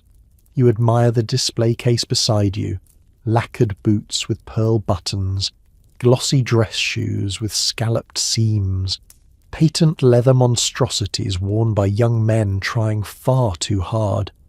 You understand them. Pain for beauty is a language you all speak, even if no one dares name it aloud. The bootmaker returns. Stretched it slightly at the arch. You'll feel it less, for now. You thank him, pay him, and step outside into the street. The moment your heel touches the pavement, you feel it. Less pain, yes, but not comfort. Never comfort. Just the sensation of victory delayed. You remind yourself, discomfort is temporary, dignity is lasting. You take a few careful steps along the pavement, the newly adjusted boot cradling your heel in a way that's almost forgiving. Almost. But the tightness at the arch is still there, like a whispered threat with every stride. You don't limp. That would defeat the entire purpose. Instead, you shift your weight slightly forward, letting the ball of your foot take more of the burden. A graceful glide. You've practiced it. The illusion of ease, even while your toes scream beneath stitched seams. This is how men walk in your world. Not freely, but deliberately. Like actors on a stage they were born into, dressed for roles written long before they arrived. You pass by a man seated on a bench, his boots untied, the laces limp like the slack jaw of a drunk. His soles are scuffed, his heels worn down unevenly. He looks up as you pass. He doesn't speak, but you feel his eyes on your feet. He knows. Inside the drawing room that evening, no one sees the bruises. You stand near the sideboard with a glass of sherry, leaning casually against the mahogany surface to ease the pressure. The room is awash of perfume, smoke, and murmured judgments. No one mentions your boots, but several glance down when you enter. You hear someone say, "Italian finish," behind a fan. A woman approaches you, a widow, smart, amused by the world. Her eyes flicker downward. "You walk like a swordsman," she says. You raise an eyebrow, smile. "It's the boots. They teach discipline." She chuckles. "Then I pity your feet." You pause. "They serve their purpose." That's all you say. You spend the rest of the evening standing despite the chairs available. Chairs mean creases. Chairs mean shifting, readjusting, possibly revealing your discomfort. And that's the one rule that cannot be broken. Never let the pain show. Because pain, in Victorian elegance, is the ghost in every gentleman's shadow. It lingers behind the polished leather and crisp linen, behind the perfect fit and subtle cologne, behind the clean lines of a man whose every inch must whisper control. Later, at home, you finally unlace them. The boots come off slowly, like peeling bark from a tree. Your sock clings to a blood-stained blister on your heel. You wince, just once, and reach for the basin beneath your bed. Cold water, alum salt, a silent ritual. You dry your foot with a cloth and smear a balm, lanolin and beeswax prepared by your valet, along the worst of it. The skin is raw and hot. You flex your toes carefully. They're stiff, tender, still cramped from the day's performance, but tomorrow you'll wear them again. Because you understand the unspoken code, a gentleman's boots are not just footwear. They are proof of discipline, of taste, of sacrifice. And so, when you slip them on again at dawn, it is not simply to walk. It is to belong. The hat stand in your entryway is more than a piece of furniture. It's a tower of social strategy. At its crown rests the object you select with almost religious care each morning, your top hat. Today's is black silk plush, gleaming faintly in the lamplight. 5 3/8 inches high, not too tall to seem theatrical, not too short to seem modest. The brim curves just enough to elongate the line of your jaw. You lift it, tilt it slightly in your hand, and then settle it atop your head. Immediately you feel the shift. A top hat does more than cover the scalp. It alters the silhouette, adds inches, yes. But more than that, it adds presence. You've noticed how people part like curtains when a man in a fine hat steps into a room. Not because of wealth, necessarily, but because of height. Illusion, as always, is everything. You recall a scandal from last season when Mr. Audley, tall, handsome, careless, wore a collapsible opera hat during daylight hours. It sank an inch shorter every time he doffed it, and by the end of the week, no one could take him seriously. A hat that moved was a man who couldn't hold his shape. Yours does not move. You check the mirror. The hat sits squarely, neither drooping nor tipping back like a rake in a penny novel. You use a hat brush to remove a speck of dust from the crown. Then, with the care of someone preparing to duel, you don your gloves and step into the street. The hat makes itself known immediately. It catches the breeze and directs it. People see it before they see you. As you walk, you notice eyes lifting a fraction sooner, gauging your status by the sheen of the silk, the sharpness of the brim. You pass a man with a bowler hat. Functional, yes, but clerkish. There's no drama in a bowler, no ambition, just utility. Your top hat, however, speaks a different dialect. You remember when yours was first blocked. The hatter took your measurements with a set of brass calipers, murmuring about head shapes, oval, long, imperial. You didn't ask what yours was. You already knew it needed to impress from the moment you stepped through any doorway. At the club, the porter takes your hat with silent deference and places it on the rack. You see it resting there like a watchful guardian among its fellows, some dull, some dented, some overly tall like chimney pots. Yours gleams modestly, confidently. Later, in the reading room, you overhear two men discussing a third who never removes his hat indoors. You smile faintly. It's always the wrong men who fear exposure. Because a hat, properly worn, gracefully removed, frames a man, and once removed it must reveal something better still. You retrieve your hat before stepping back into the evening mist. The porter hands it to you crown first, fingers touching only the brim, never the body. It's a small gesture, but it matters. Everyone in this city plays their part. You place the hat on your head once more, gently pressing down, with both palms to ensure the fit. The silk shimmers beneath the gaslight. It catches a few drops of rain and repels them like a polished shield. Top hats are not designed for comfort. They are designed for command. As you walk, you pass by shop windows and catch fragments of your reflection, tall, lean, crowned in shadow.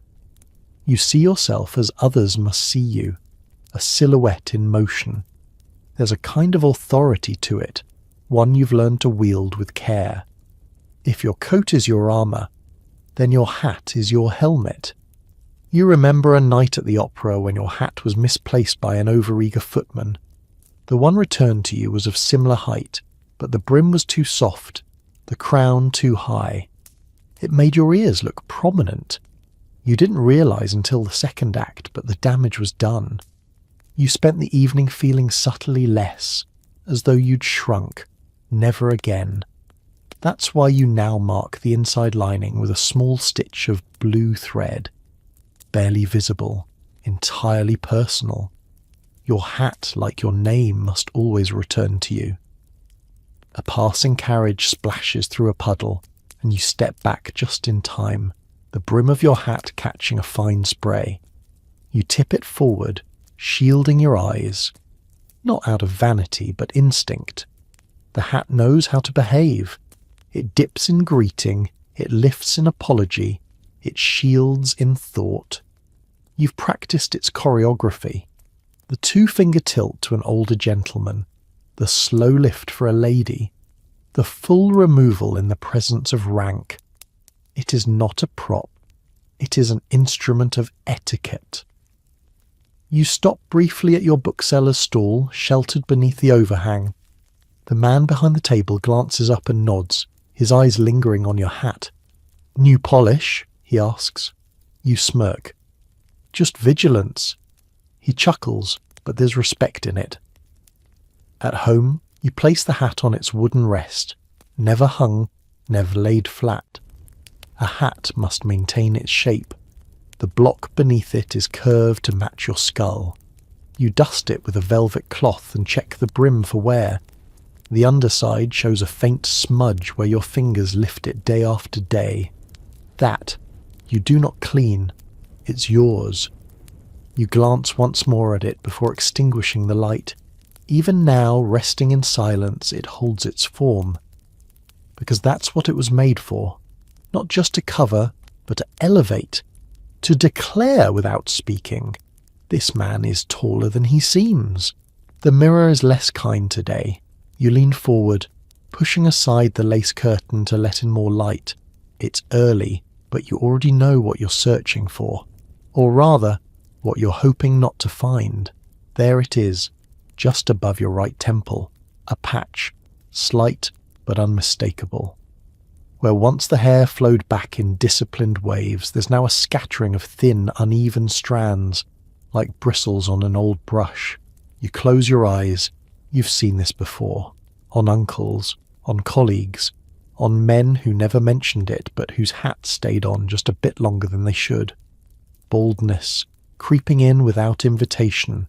No warning, no mercy. You reach for your comb, not to style, just to test. You run it gently through the crown, watching as the teeth glide with less resistance. More scalp than hair now. Your stomach turns.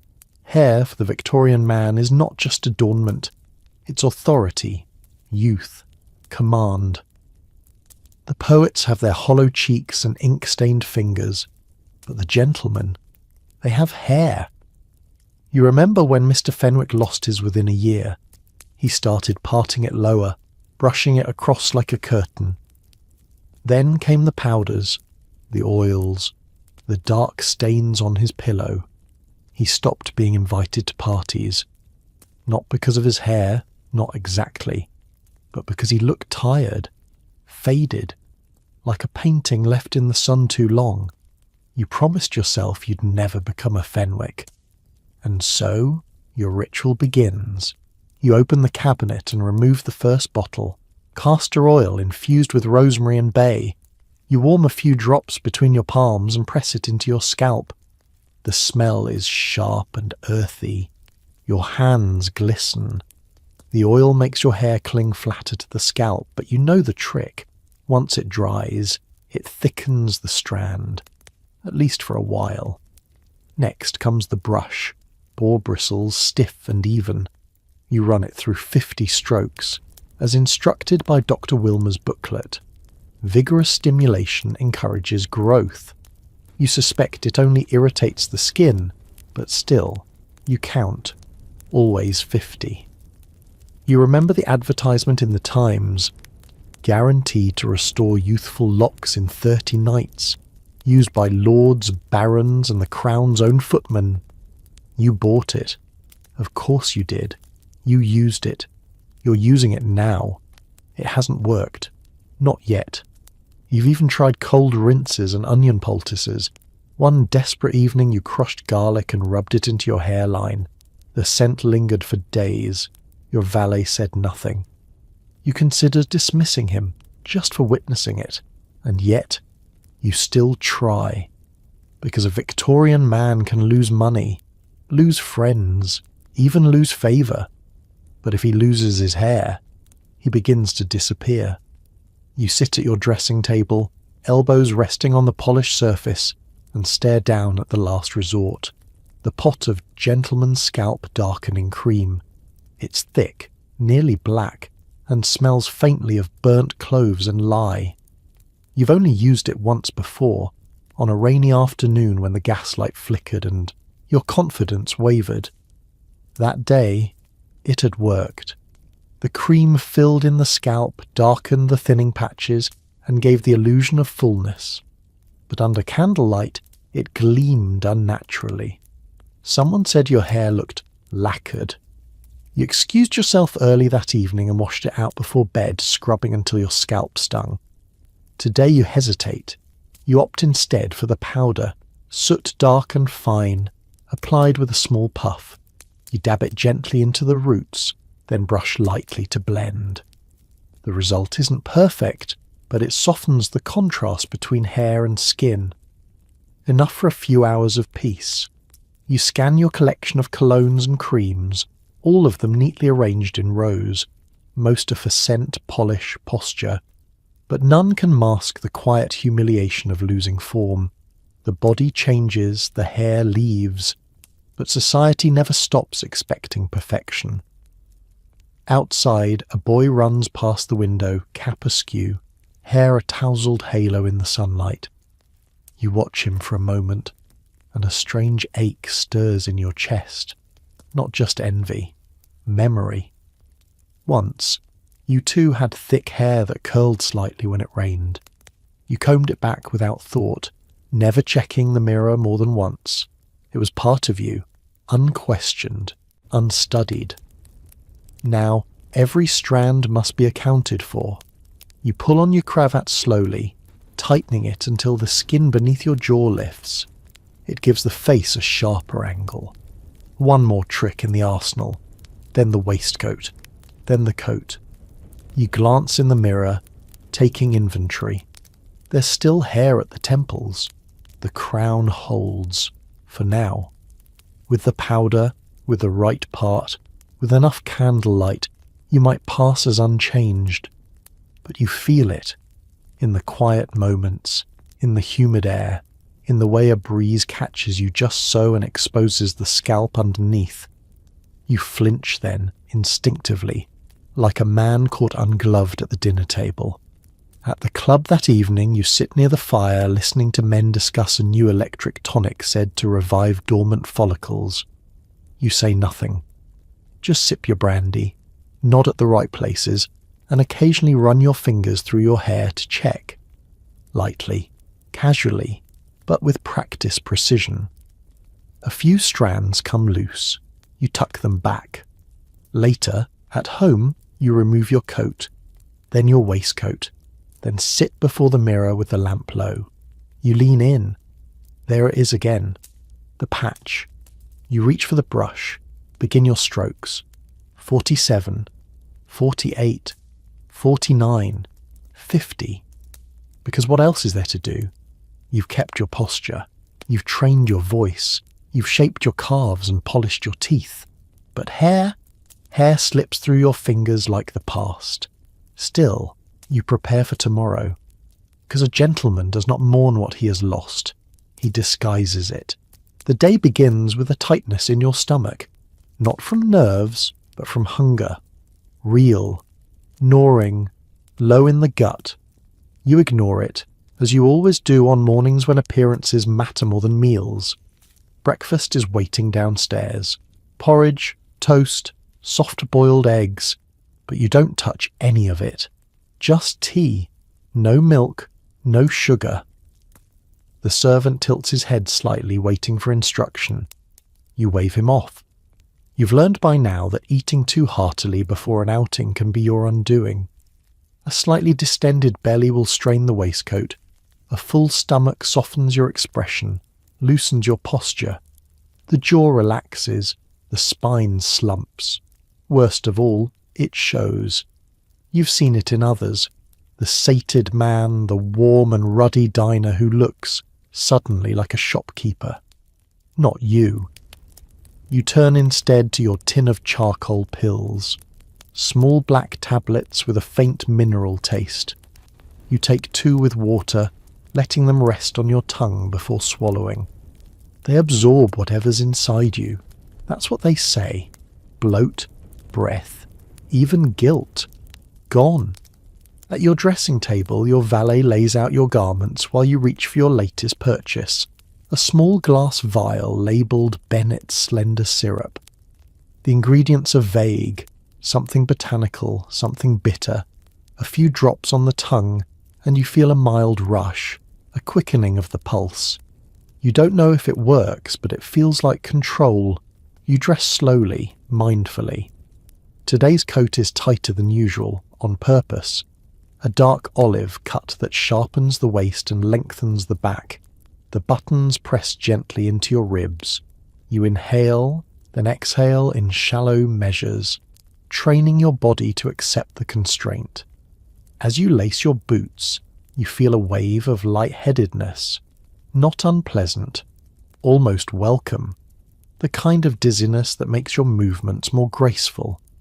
There's a reason dancers fast before performance. Hunger brings elegance. You slip on your gloves with care, then tighten your cravat slightly higher than usual. It lifts the jaw, tightens the neck. In the mirror, your face appears sharper, lean, a little paler than yesterday. Excellent. You remember the advice written in the Gentleman's Weekly. The ideal man is neither fat nor skeletal. He must appear carved, not built. That phrase stuck with you. A carved man, hollowed with intention.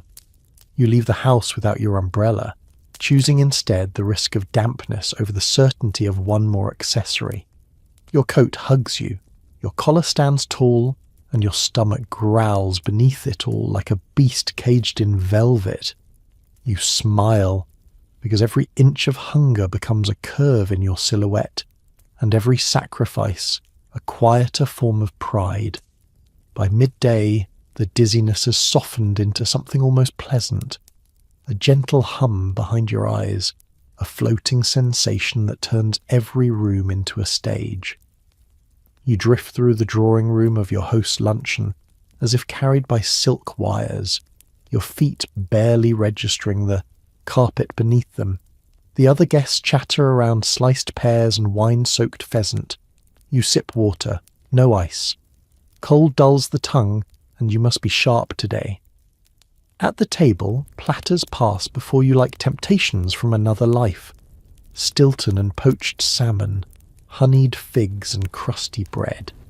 You accept only the thinnest sliver of cucumber between your fork tines. Chew slowly, smile graciously, decline everything else. You've grown even leaner, says the gentleman beside you. Damn enviable. What's your secret? You glance at him. Broad-shouldered, jowled, teeth-stained with port, a man of appetite. You consider telling the truth. Charcoal pills, bitter tinctures, a dinner bell that rings only in theory. Instead, you smile. Discipline, you say, and take another sip of water. After the meal in the sitting room, you take your place by the window. The light here is good, soft, forgiving. Your posture is ideal. The waistcoat pulls gently against your ribs, the cravat hiding the slight hollow just above your collarbone. From this angle, you look composed, elegant, untouchable. No one would guess that beneath the wool your stomach churns. A lady approaches and offers a sweet. You decline gently. She insists, teasing. You decline again. Oh, but you're so terribly thin already, she laughs. Don't you ever indulge? You meet her gaze, eyes warm but unmoving. Indulgence, you say, is something I prefer to wear, not consume. The room chuckles. She smiles. You win, because Victorian society rewards what it can see. The sleek line of your coat, the shadow dip of your cheek, the precision of your restraint. No one asks what it costs. No one wants to know. Later, at home, you peel away your clothing like layers of bark. The corset comes off first. Your lungs expand like bellows. Then the waistcoat. Then the shirt. You stand before the mirror in only your trousers, torso pale and rigid. You trace the faint red marks left by your garments.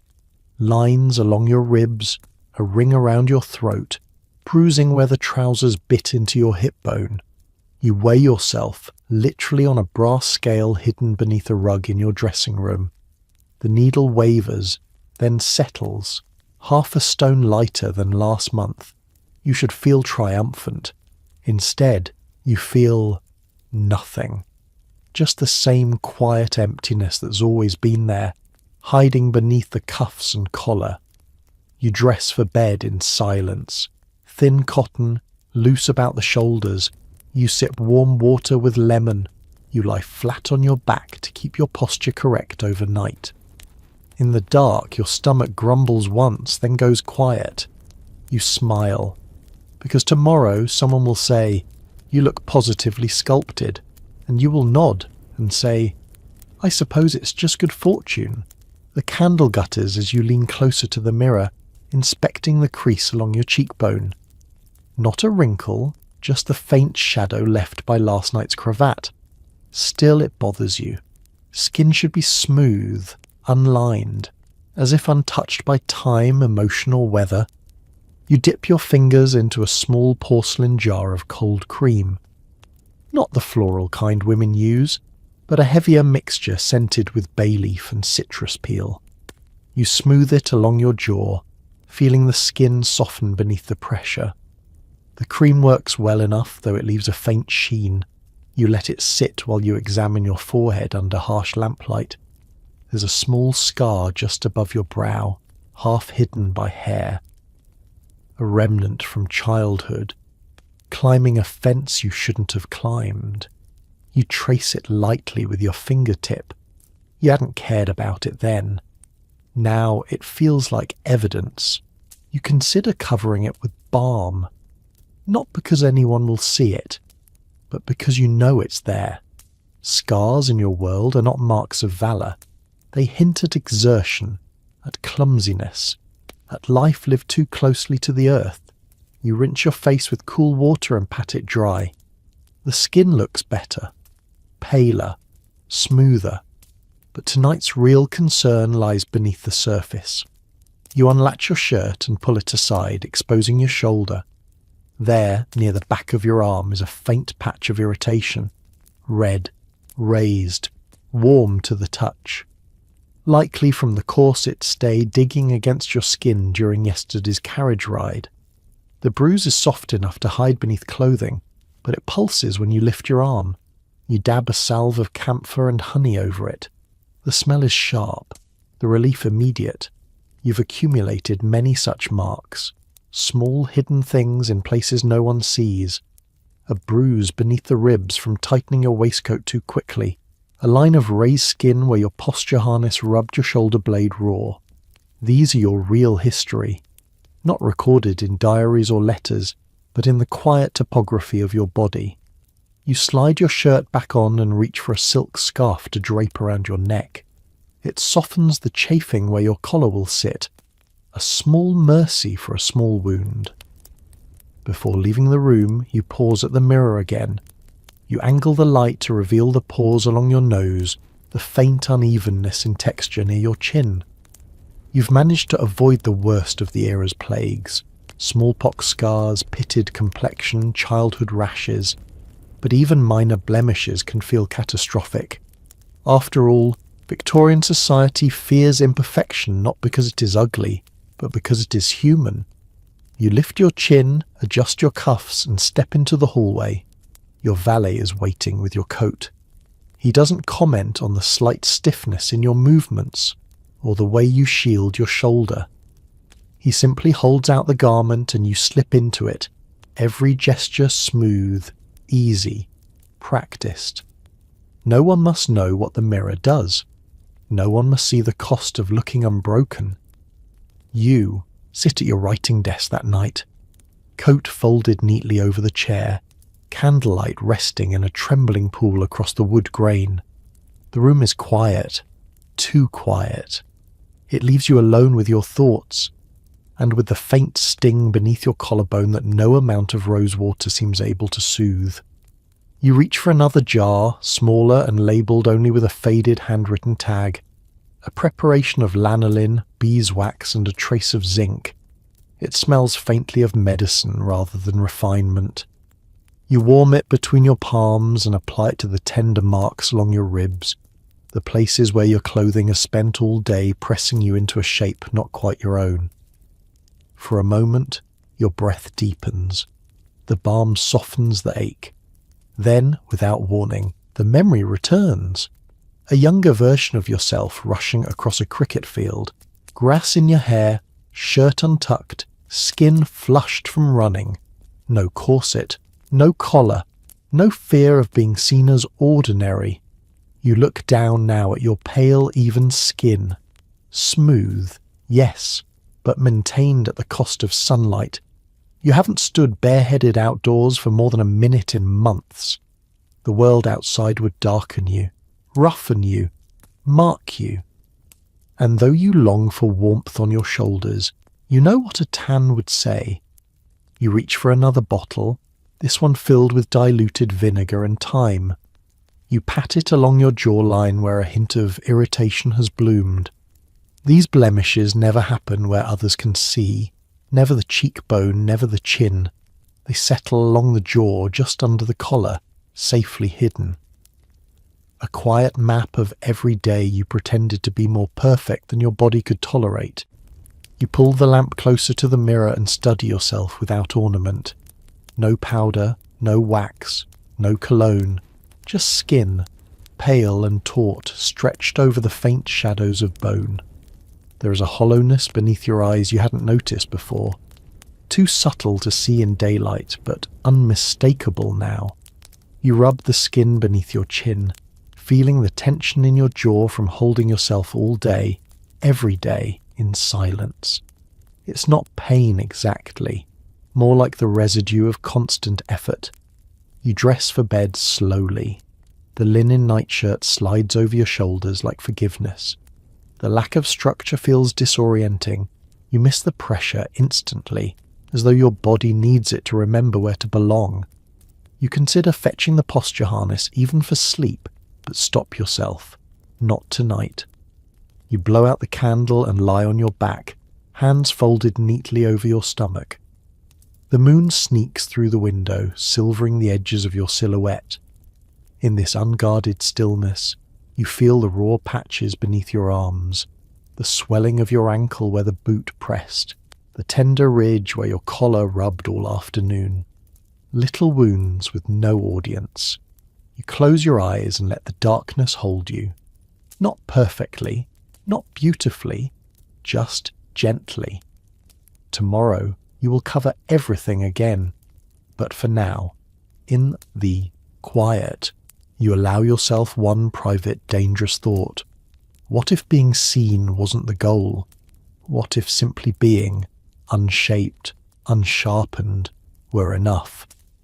The idea dissolves with sleep. By dawn, you will have forgotten. You wake before the maid knocks, eyes open, body already bracing. The room is quiet, curtains drawn, the world still suspended in grey dawn. For a moment you lie there, staring at the ceiling, listening to your own breath. No corset yet, no boots, no starch, just the weight of the blankets and the softness of the mattress. For a heartbeat, you feel free. And then the thought arrives, soft but sharp. No one must know you tried. Last night's tenderness along your ribs has cooled into a dull ache. Your shoulder still throbs faintly where the harness rubbed. You stretch your arms above your head, letting joints crack, and the spine sag naturally for the first time in hours. The posture collapses into something human, something unstyled. Relief floods you, slow and heavy. It doesn't last. You rise and slip into your robe. The mirror waits for you, patient and unblinking. Your face in the early light is different. Pale, yes, but not statuesque. Not sculpted. The crescent beneath your eyes looks darker than yesterday. A reminder that sleep is less restorative when your body spends the day fighting itself. You splash cold water on your face, as always, then pat your skin dry. Not too roughly. Too much friction will leave redness. You dab almond oil along your jawline, smoothing the texture. You add a touch of cream beneath the eyes, just enough to soften the shadows. The marks disappear, not healed, merely hidden, the same way everything in your life is hidden. Downstairs, breakfast waits. Again, you bypass the eggs, choosing only tea and the smallest corner of toast. Hunger sharpens the jawline. A full stomach dulls it. You learned that long ago from a baronet whose face changed dramatically after inheriting a country estate and developing a fondness for buttered crumpets. A man's body tells stories his clothes cannot always hide. You dress, but more slowly today. You choose a coat with slightly softer shoulders, trousers not quite so narrow. Someone else might not notice, but you do. It's a silent compromise with your body, a treaty of sorts. You're not surrendering, just recalibrating. As you pin your cravat, you remember a moment long ago, before the salons and gloves and calf exercises, standing barefoot by a riverbank, trousers rolled up, hair uncombed, sun on your face. You were laughing at nothing. You didn't know how to pose then. You didn't need to. You stare at the finished reflection. A man perfectly composed. A man no one sees fully. A man sculpted not just by fashion, but by fear. The fear of appearing to care. The fear of seeming affected.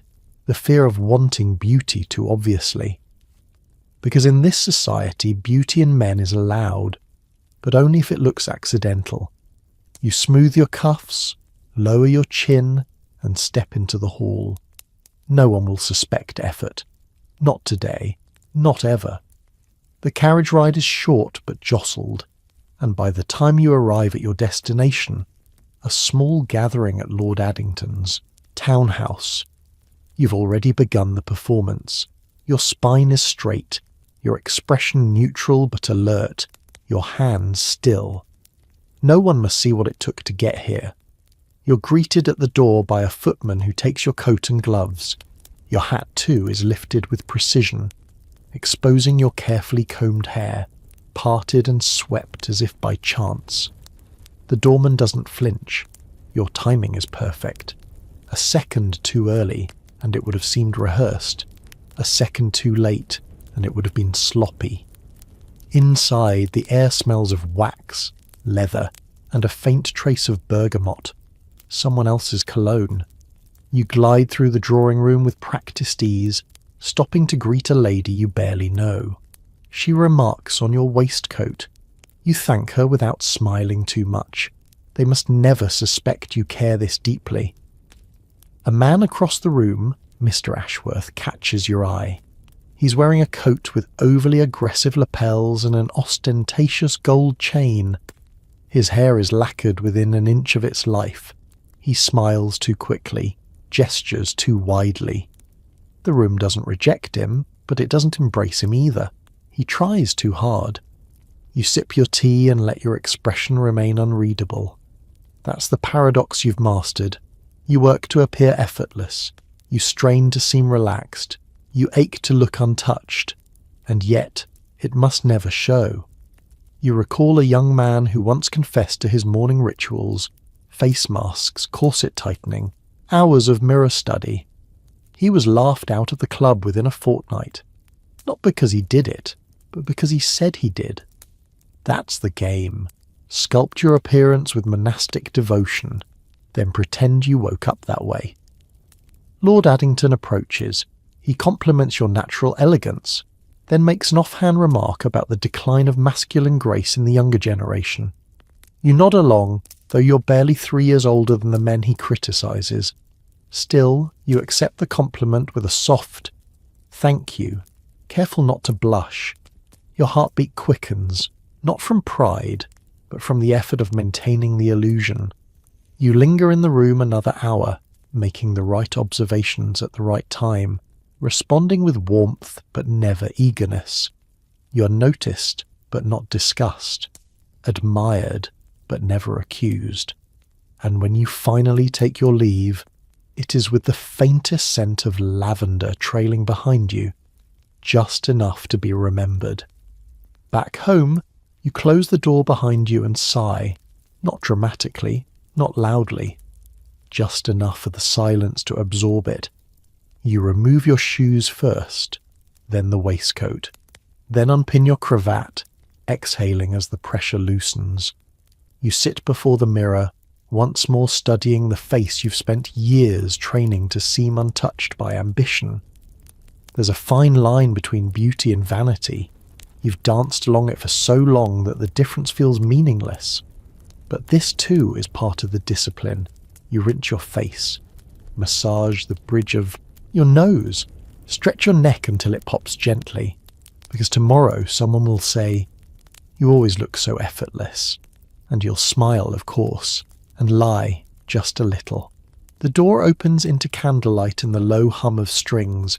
You step into the ballroom and everything tightens, not with fear, but with focus. This is where the rules change. Here, appearances are not just admired, they are weaponized. Your boots strike the floor in rhythm with the music. Not loudly, never loudly, but with purpose. Your coat moves with you, the fabric gliding over your shoulders like smoke. You see yourself in the gilt-edged mirrors lining the walls, taller, sharper, quieter than the boy you used to be. You pass beneath chandeliers hung like frozen fireworks, nodding to familiar faces. There's Lord Penfield, already flushed and fanning himself. His waistcoat doesn't sit quite right tonight. His cravat has slipped. You note it without judgment. He is losing his edge. You move past him to the far end of the room, where the lighting is softer, the company more curious. Tonight is not for conversation. Tonight is for the gaze. You position yourself by the column. Good lighting, excellent sight lines. You take a glass of champagne from a passing tray, hold it lightly, and turn slightly to the left. That's your best angle. You tilt your head a fraction lower than your chin, a pose of distance, of quiet magnetism. Across the room, a woman notices. Not just your suit or your eyes, but the frame, the silhouette that suggests restraint, refinement, and just enough aloofness to be intriguing. This is the part no one admits, that men in this room are watched just as closely as the women. Your shoes must shine, your cuffs must be clean, your gaze must invite without chasing. You've practiced this for years. At first it felt like performance. Now it's second nature. You lean on your cane, not for balance, but to elongate your torso. You place one foot just ahead of the other, toes slightly pointed the way dancers do. Not that anyone here would call it that, but they see it, and more importantly, they feel it. Someone says your name. You turn slowly. It's Miss Everleigh, clever, unreadable, and famously observant. She's taken in the entire room and now stops in front of you like a cat approaching a fire. "You always look so at ease," she says, eyes glittering, "as if none of this touches you." You laugh softly, one breath, no teeth. "It's the tailoring," you reply, but she doesn't look away. "No," she says, "it's something else. You carry yourself like you're observing a play you've already seen. You want to say something clever. Instead, you sip your champagne and raise an eyebrow. Let the mystery deepen. Let her wonder. Because in this room, mystery is currency, and you have cultivated yours with the patience of a priest. The music swells. Another dance begins. Couples pair off. A few men straighten their coats, adjust their gloves, step forward. You do not yet. You stay exactly where you are. Because tonight, your role is not to chase, it's to be watched. The waltz winds on. Without you, a swirl of satins and sharp black coats, punctuated by laughter that floats just above the music. You remain still, anchored, poised, utterly composed. Not dancing is its own kind of statement. You lean slightly against the column, hands folded behind your back, allowing your posture to say, "I do not chase attention, it finds me," and it does. A pair of younger gentlemen pass by, new to society by the look of them. One has cheeks still round with youth, the other a collar too stiff, suggesting a tailor more ambitious than skilled. They glance toward you, then quickly away, not out of disrespect, but because your presence unsettles them. You remember what that felt like, entering a room like this and seeing someone so immaculately still, so refined that even silence became a kind of status. You became that man, but it came at a cost. Your knees ache slightly beneath the polished veneer. You've been standing with one foot subtly turned out for over an hour to suggest elegance. Your lower back tightens from holding your shoulders square. None of this is accidental. The illusion must never slip. Across the room, Miss Everleigh dances with Lord Densley, an enthusiastic man with a terrible sense of timing. She smiles, but not with her eyes. You know that smile. You've worn it at least twice this week. As she glides by, she glances at you again. Just a flicker, a trace. You catch it, hold it, then release it, like a man dismissing a thought before it becomes a desire. And the game continues. The butler announces a refreshment break. You move only when the others do, joining the flow just late enough to seem unhurried, but early enough to avoid the crush. In the antechamber you accept a small plate. You don't eat, you hold it. Eating in public is a delicate act, and tonight is not one for risks. A crumb out of place, a smear of sauce, a mistimed bite. Any of it could fracture the composition you've maintained all evening. Instead, you sip water and engage in light conversation with a lady you've never met before. She talks of books, horses, the dullness of last season's parties. You nod in all the right places, but she's not your focus. Your focus is your posture, the tilt of your head, the clarity of your voice, how the candlelight strikes your cufflink. Whether your cravat has shifted 0.5 millimeter, you excuse yourself before dessert and step out onto the balcony. The air is cold, clean. For the first time in hours, you exhale deeply. Shoulders drop, spine curves. You rest both hands on the stone balustrade and stare into the dark garden below, lit by distant gas lamps. Somewhere, a nightingale sings. Somewhere, people live without mirrors. You close your eyes, and for a brief stolen moment you allow your face to do nothing at all. No expression, no performance, no elegance. Just silence, just you. Until the door opens behind you, and it's time to return. The next morning arrives not with sunlight but with paper. The Daily Post is waiting on your breakfast tray. 2 invitations, a folded note from your tailor, and a thick envelope embossed with unfamiliar initials. You ignore the toast again, letting it go cold beside your tea. You open the envelope carefully. Inside is a printed announcement for a new club opening in Mayfair.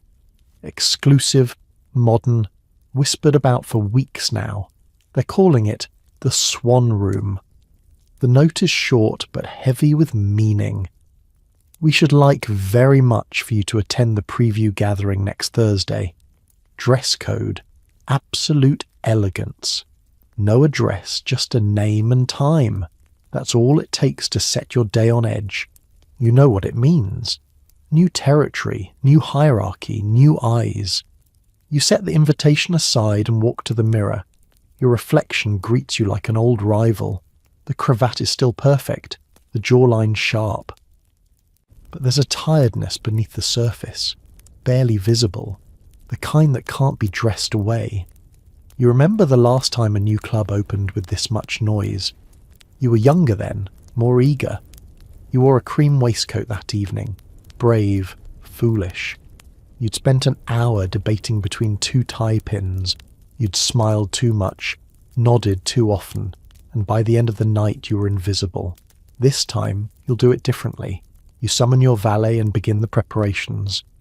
First the walk, 1 hour around the park to wake the face, thin the limbs, and rehearse your movements for the evening. Long strides, eyes forward, no slouching. You pass a handful of other gentlemen doing the same, their hats pulled low, their boots polished within an inch of their lives. You recognize the look in their eyes, hunger veiled in calm. They want to be seen. You do too. But not just seen, remembered. Back at home, you study your wardrobe like a chessboard. Every piece signals something. Velvet says you're reaching. Black suggests you're hiding. Patterns flirt with risk. And yet, plain is forgettable. You choose a charcoal grey coat, the exact colour of storm clouds just before they break.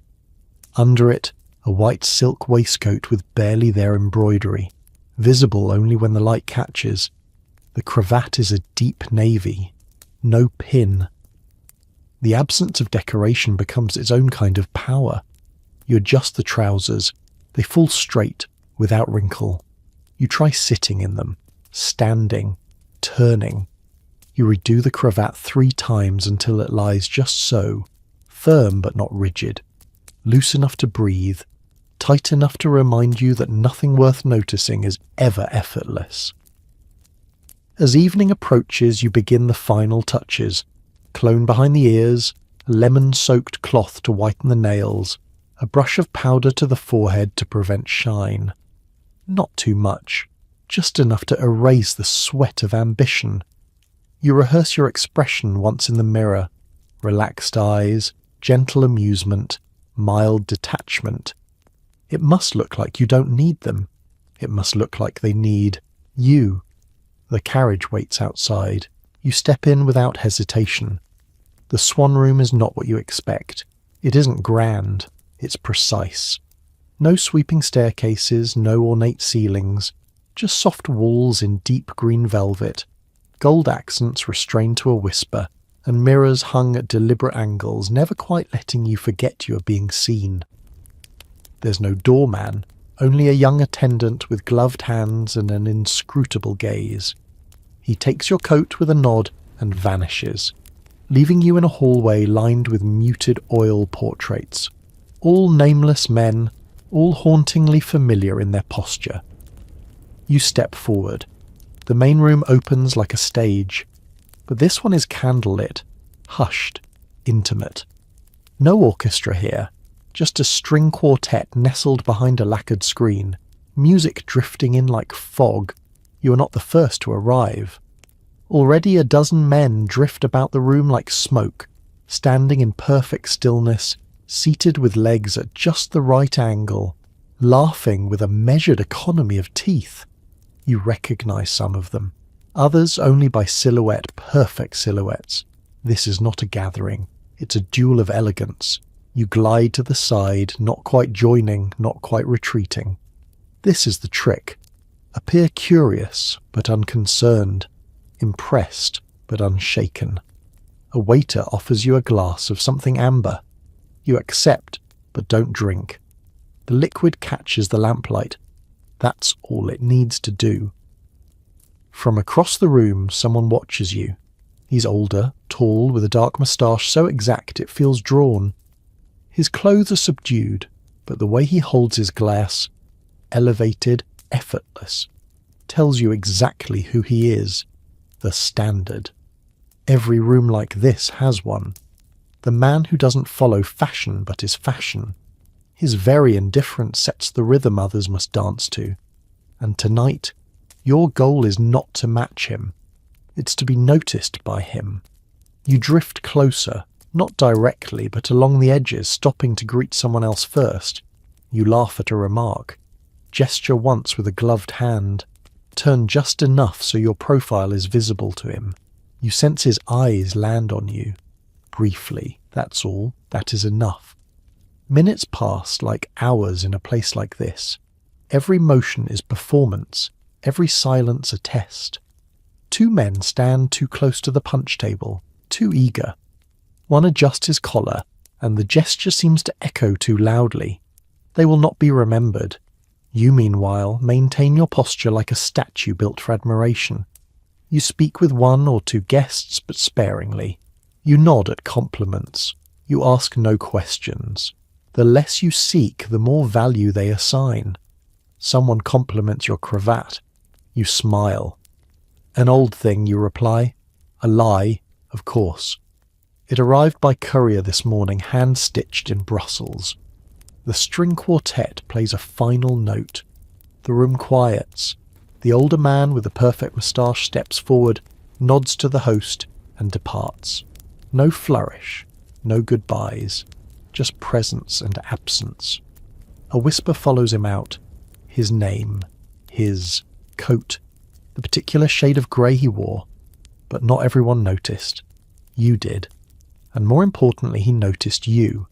You leave the Swan Room not with triumph, but with a quiet glow. Not joy, not pride, recognition.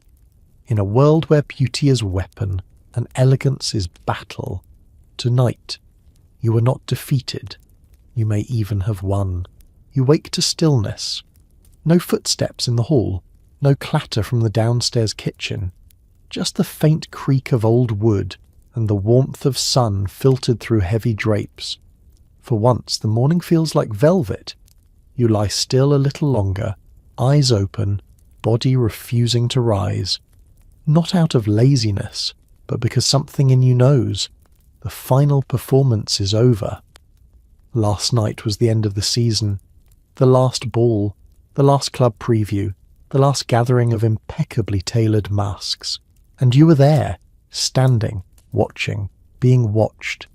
You played every note, adjusted every fold, made every word glide like smoke. Now it is quiet, and the quiet feels strange. You sit up slowly, stretching, letting your back settle into its natural shape again, no longer pressed into perfect posture. You notice how your shoulders drop when no one is watching, how your jaw unclenches. On the dressing table, a folded card waits. Last night's invitation, now meaningless. You run a finger over the embossed swan and set it aside without opening it. Today, there will be no swans, no velvet walls or candle-lit assessments. Just a man and his reflection, finally permitted to look without adjusting his collar. You step to the mirror. This time you don't pose. You look. Really look. The man staring back is older than he was when the season began. More composed, more polished, but also a little thinner. Not in weight, but in something harder to name. A kind of softness that's been traded away. Not lost, given, in exchange for elegance. You run water into the basin, splash your face and feel your own skin, clean, warm, unpowdered, and you remember suddenly a much younger you. Not the boy in formal boots, but the one before. The one who ran through fields in stained sleeves, climbed trees, shouted across courtyards, never once wondering if his sleeves matched his socks.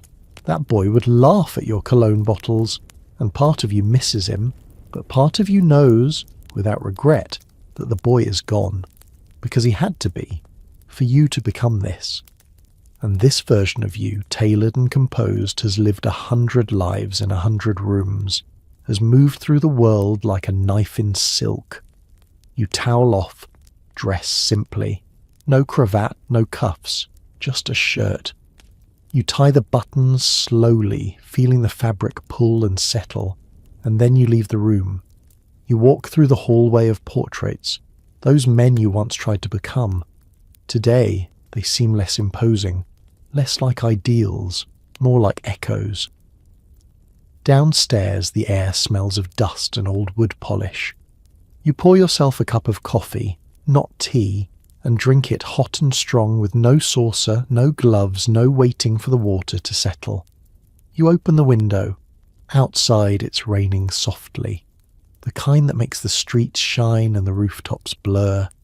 You step into it, and for the first time in months, you let your coat stay unbuttoned. The street greets you not with stares or whispers, but with indifference. No, one notices the man with the slightly rumpled collar, walking without an umbrella, shoes darkened by the damp. And somehow, it's a relief.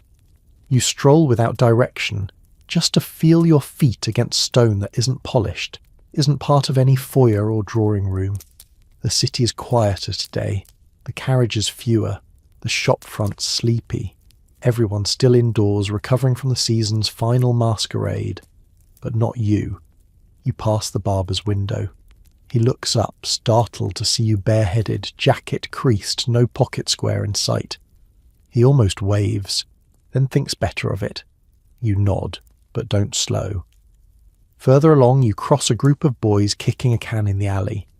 One of them bumps into you by mistake. His face flashes panic. For a moment he expects reprimand. You just smile. "Sorry, sir," he mutters, and darts away, relief in his footsteps. You keep walking. There's a bakery you haven't visited in years. It still smells the same. Sugar and yeast, warm cloth and soot. You buy a small bun and eat it right there on the street. No gloves, no handkerchief. Just bare fingers and flaky crust. You don't even care when a bit of jam hits your lapel. This too is a kind of freedom. Your reflection in a shop window catches your eye. Not framed, not posed. A man with wet hair, one cheek slightly reddened by wind, sleeves rolled halfway up. He looks familiar. You nod to him. He nods back. The day drifts. Time slips. And at some point, hours later, you find yourself seated on a bench by the park, coat half draped, collar undone, leaning back against the cool iron armrest. Your limbs feel loose. You exhale. Not for effect, just because you want to. And for the first time in a very long time, you realize you're not performing, not competing, not sculpting your body into society's ideal, not calculating the angle of your jaw or the weight of your gaze or the polish of your boots, just existing. And that somehow feels stranger than any swan room ever did. Eventually the light begins to change. Gas lamps flicker to life. A mist begins to gather. You rise, stretch, and make your way home slowly, each step quieter than the last. No one sees you return. No one needs to. The mirror waits in the hall. You glance at it, then pass it by. Tonight, you will undress without ceremony. No brushing, no folding, no pressing. Tonight you will sleep not as an ideal, but as a man, not a gentleman of society, not a silhouette in a salon, just you, a body at rest, a breath unmeasured, a life not seen, not judged, only lived. And now you let the story go. The velvet gloves, the powdered hair, the endless chase to become something more than a man, all of it can fade into the quiet. You've walked the candlelit halls, you've straightened your cuffs beneath cold stares, and you've held your breath for rooms that never truly breathed. But tonight, there's no need for posture, no need to impress the portraits on the walls, no need to be beautiful, only peaceful. Let your shoulders fall, let your jaw loosen, let the silence fill you like warm bathwater, soft and still. Because no matter how perfect the cravat or how sharp the cheekbone, we all end here, in stillness, in softness, in sleep. And that's not weakness. That's the body remembering it was never built just to be admired, but to rest. So take one more breath, in through the nose, slowly, slowly, out through the mouth, like mist leaving a quiet lake. Feel the mattress hold you. Feel the pillow cradle the back of your head. Let the echo of candlelight fade. Let the footsteps of the swan room grow distant. Let the city dim until it becomes nothing more than a gentle hum behind your dreams. You don't have to hold anything up anymore, not your chin, not your legacy. Just rest. And if tomorrow you wake and the world expects you to tie that cravat again, perhaps you will, but not yet. Not tonight. Tonight, you're not a silhouette in a mirror. You're the breath in your chest, the warmth in your blanket, the quiet at the end of a story.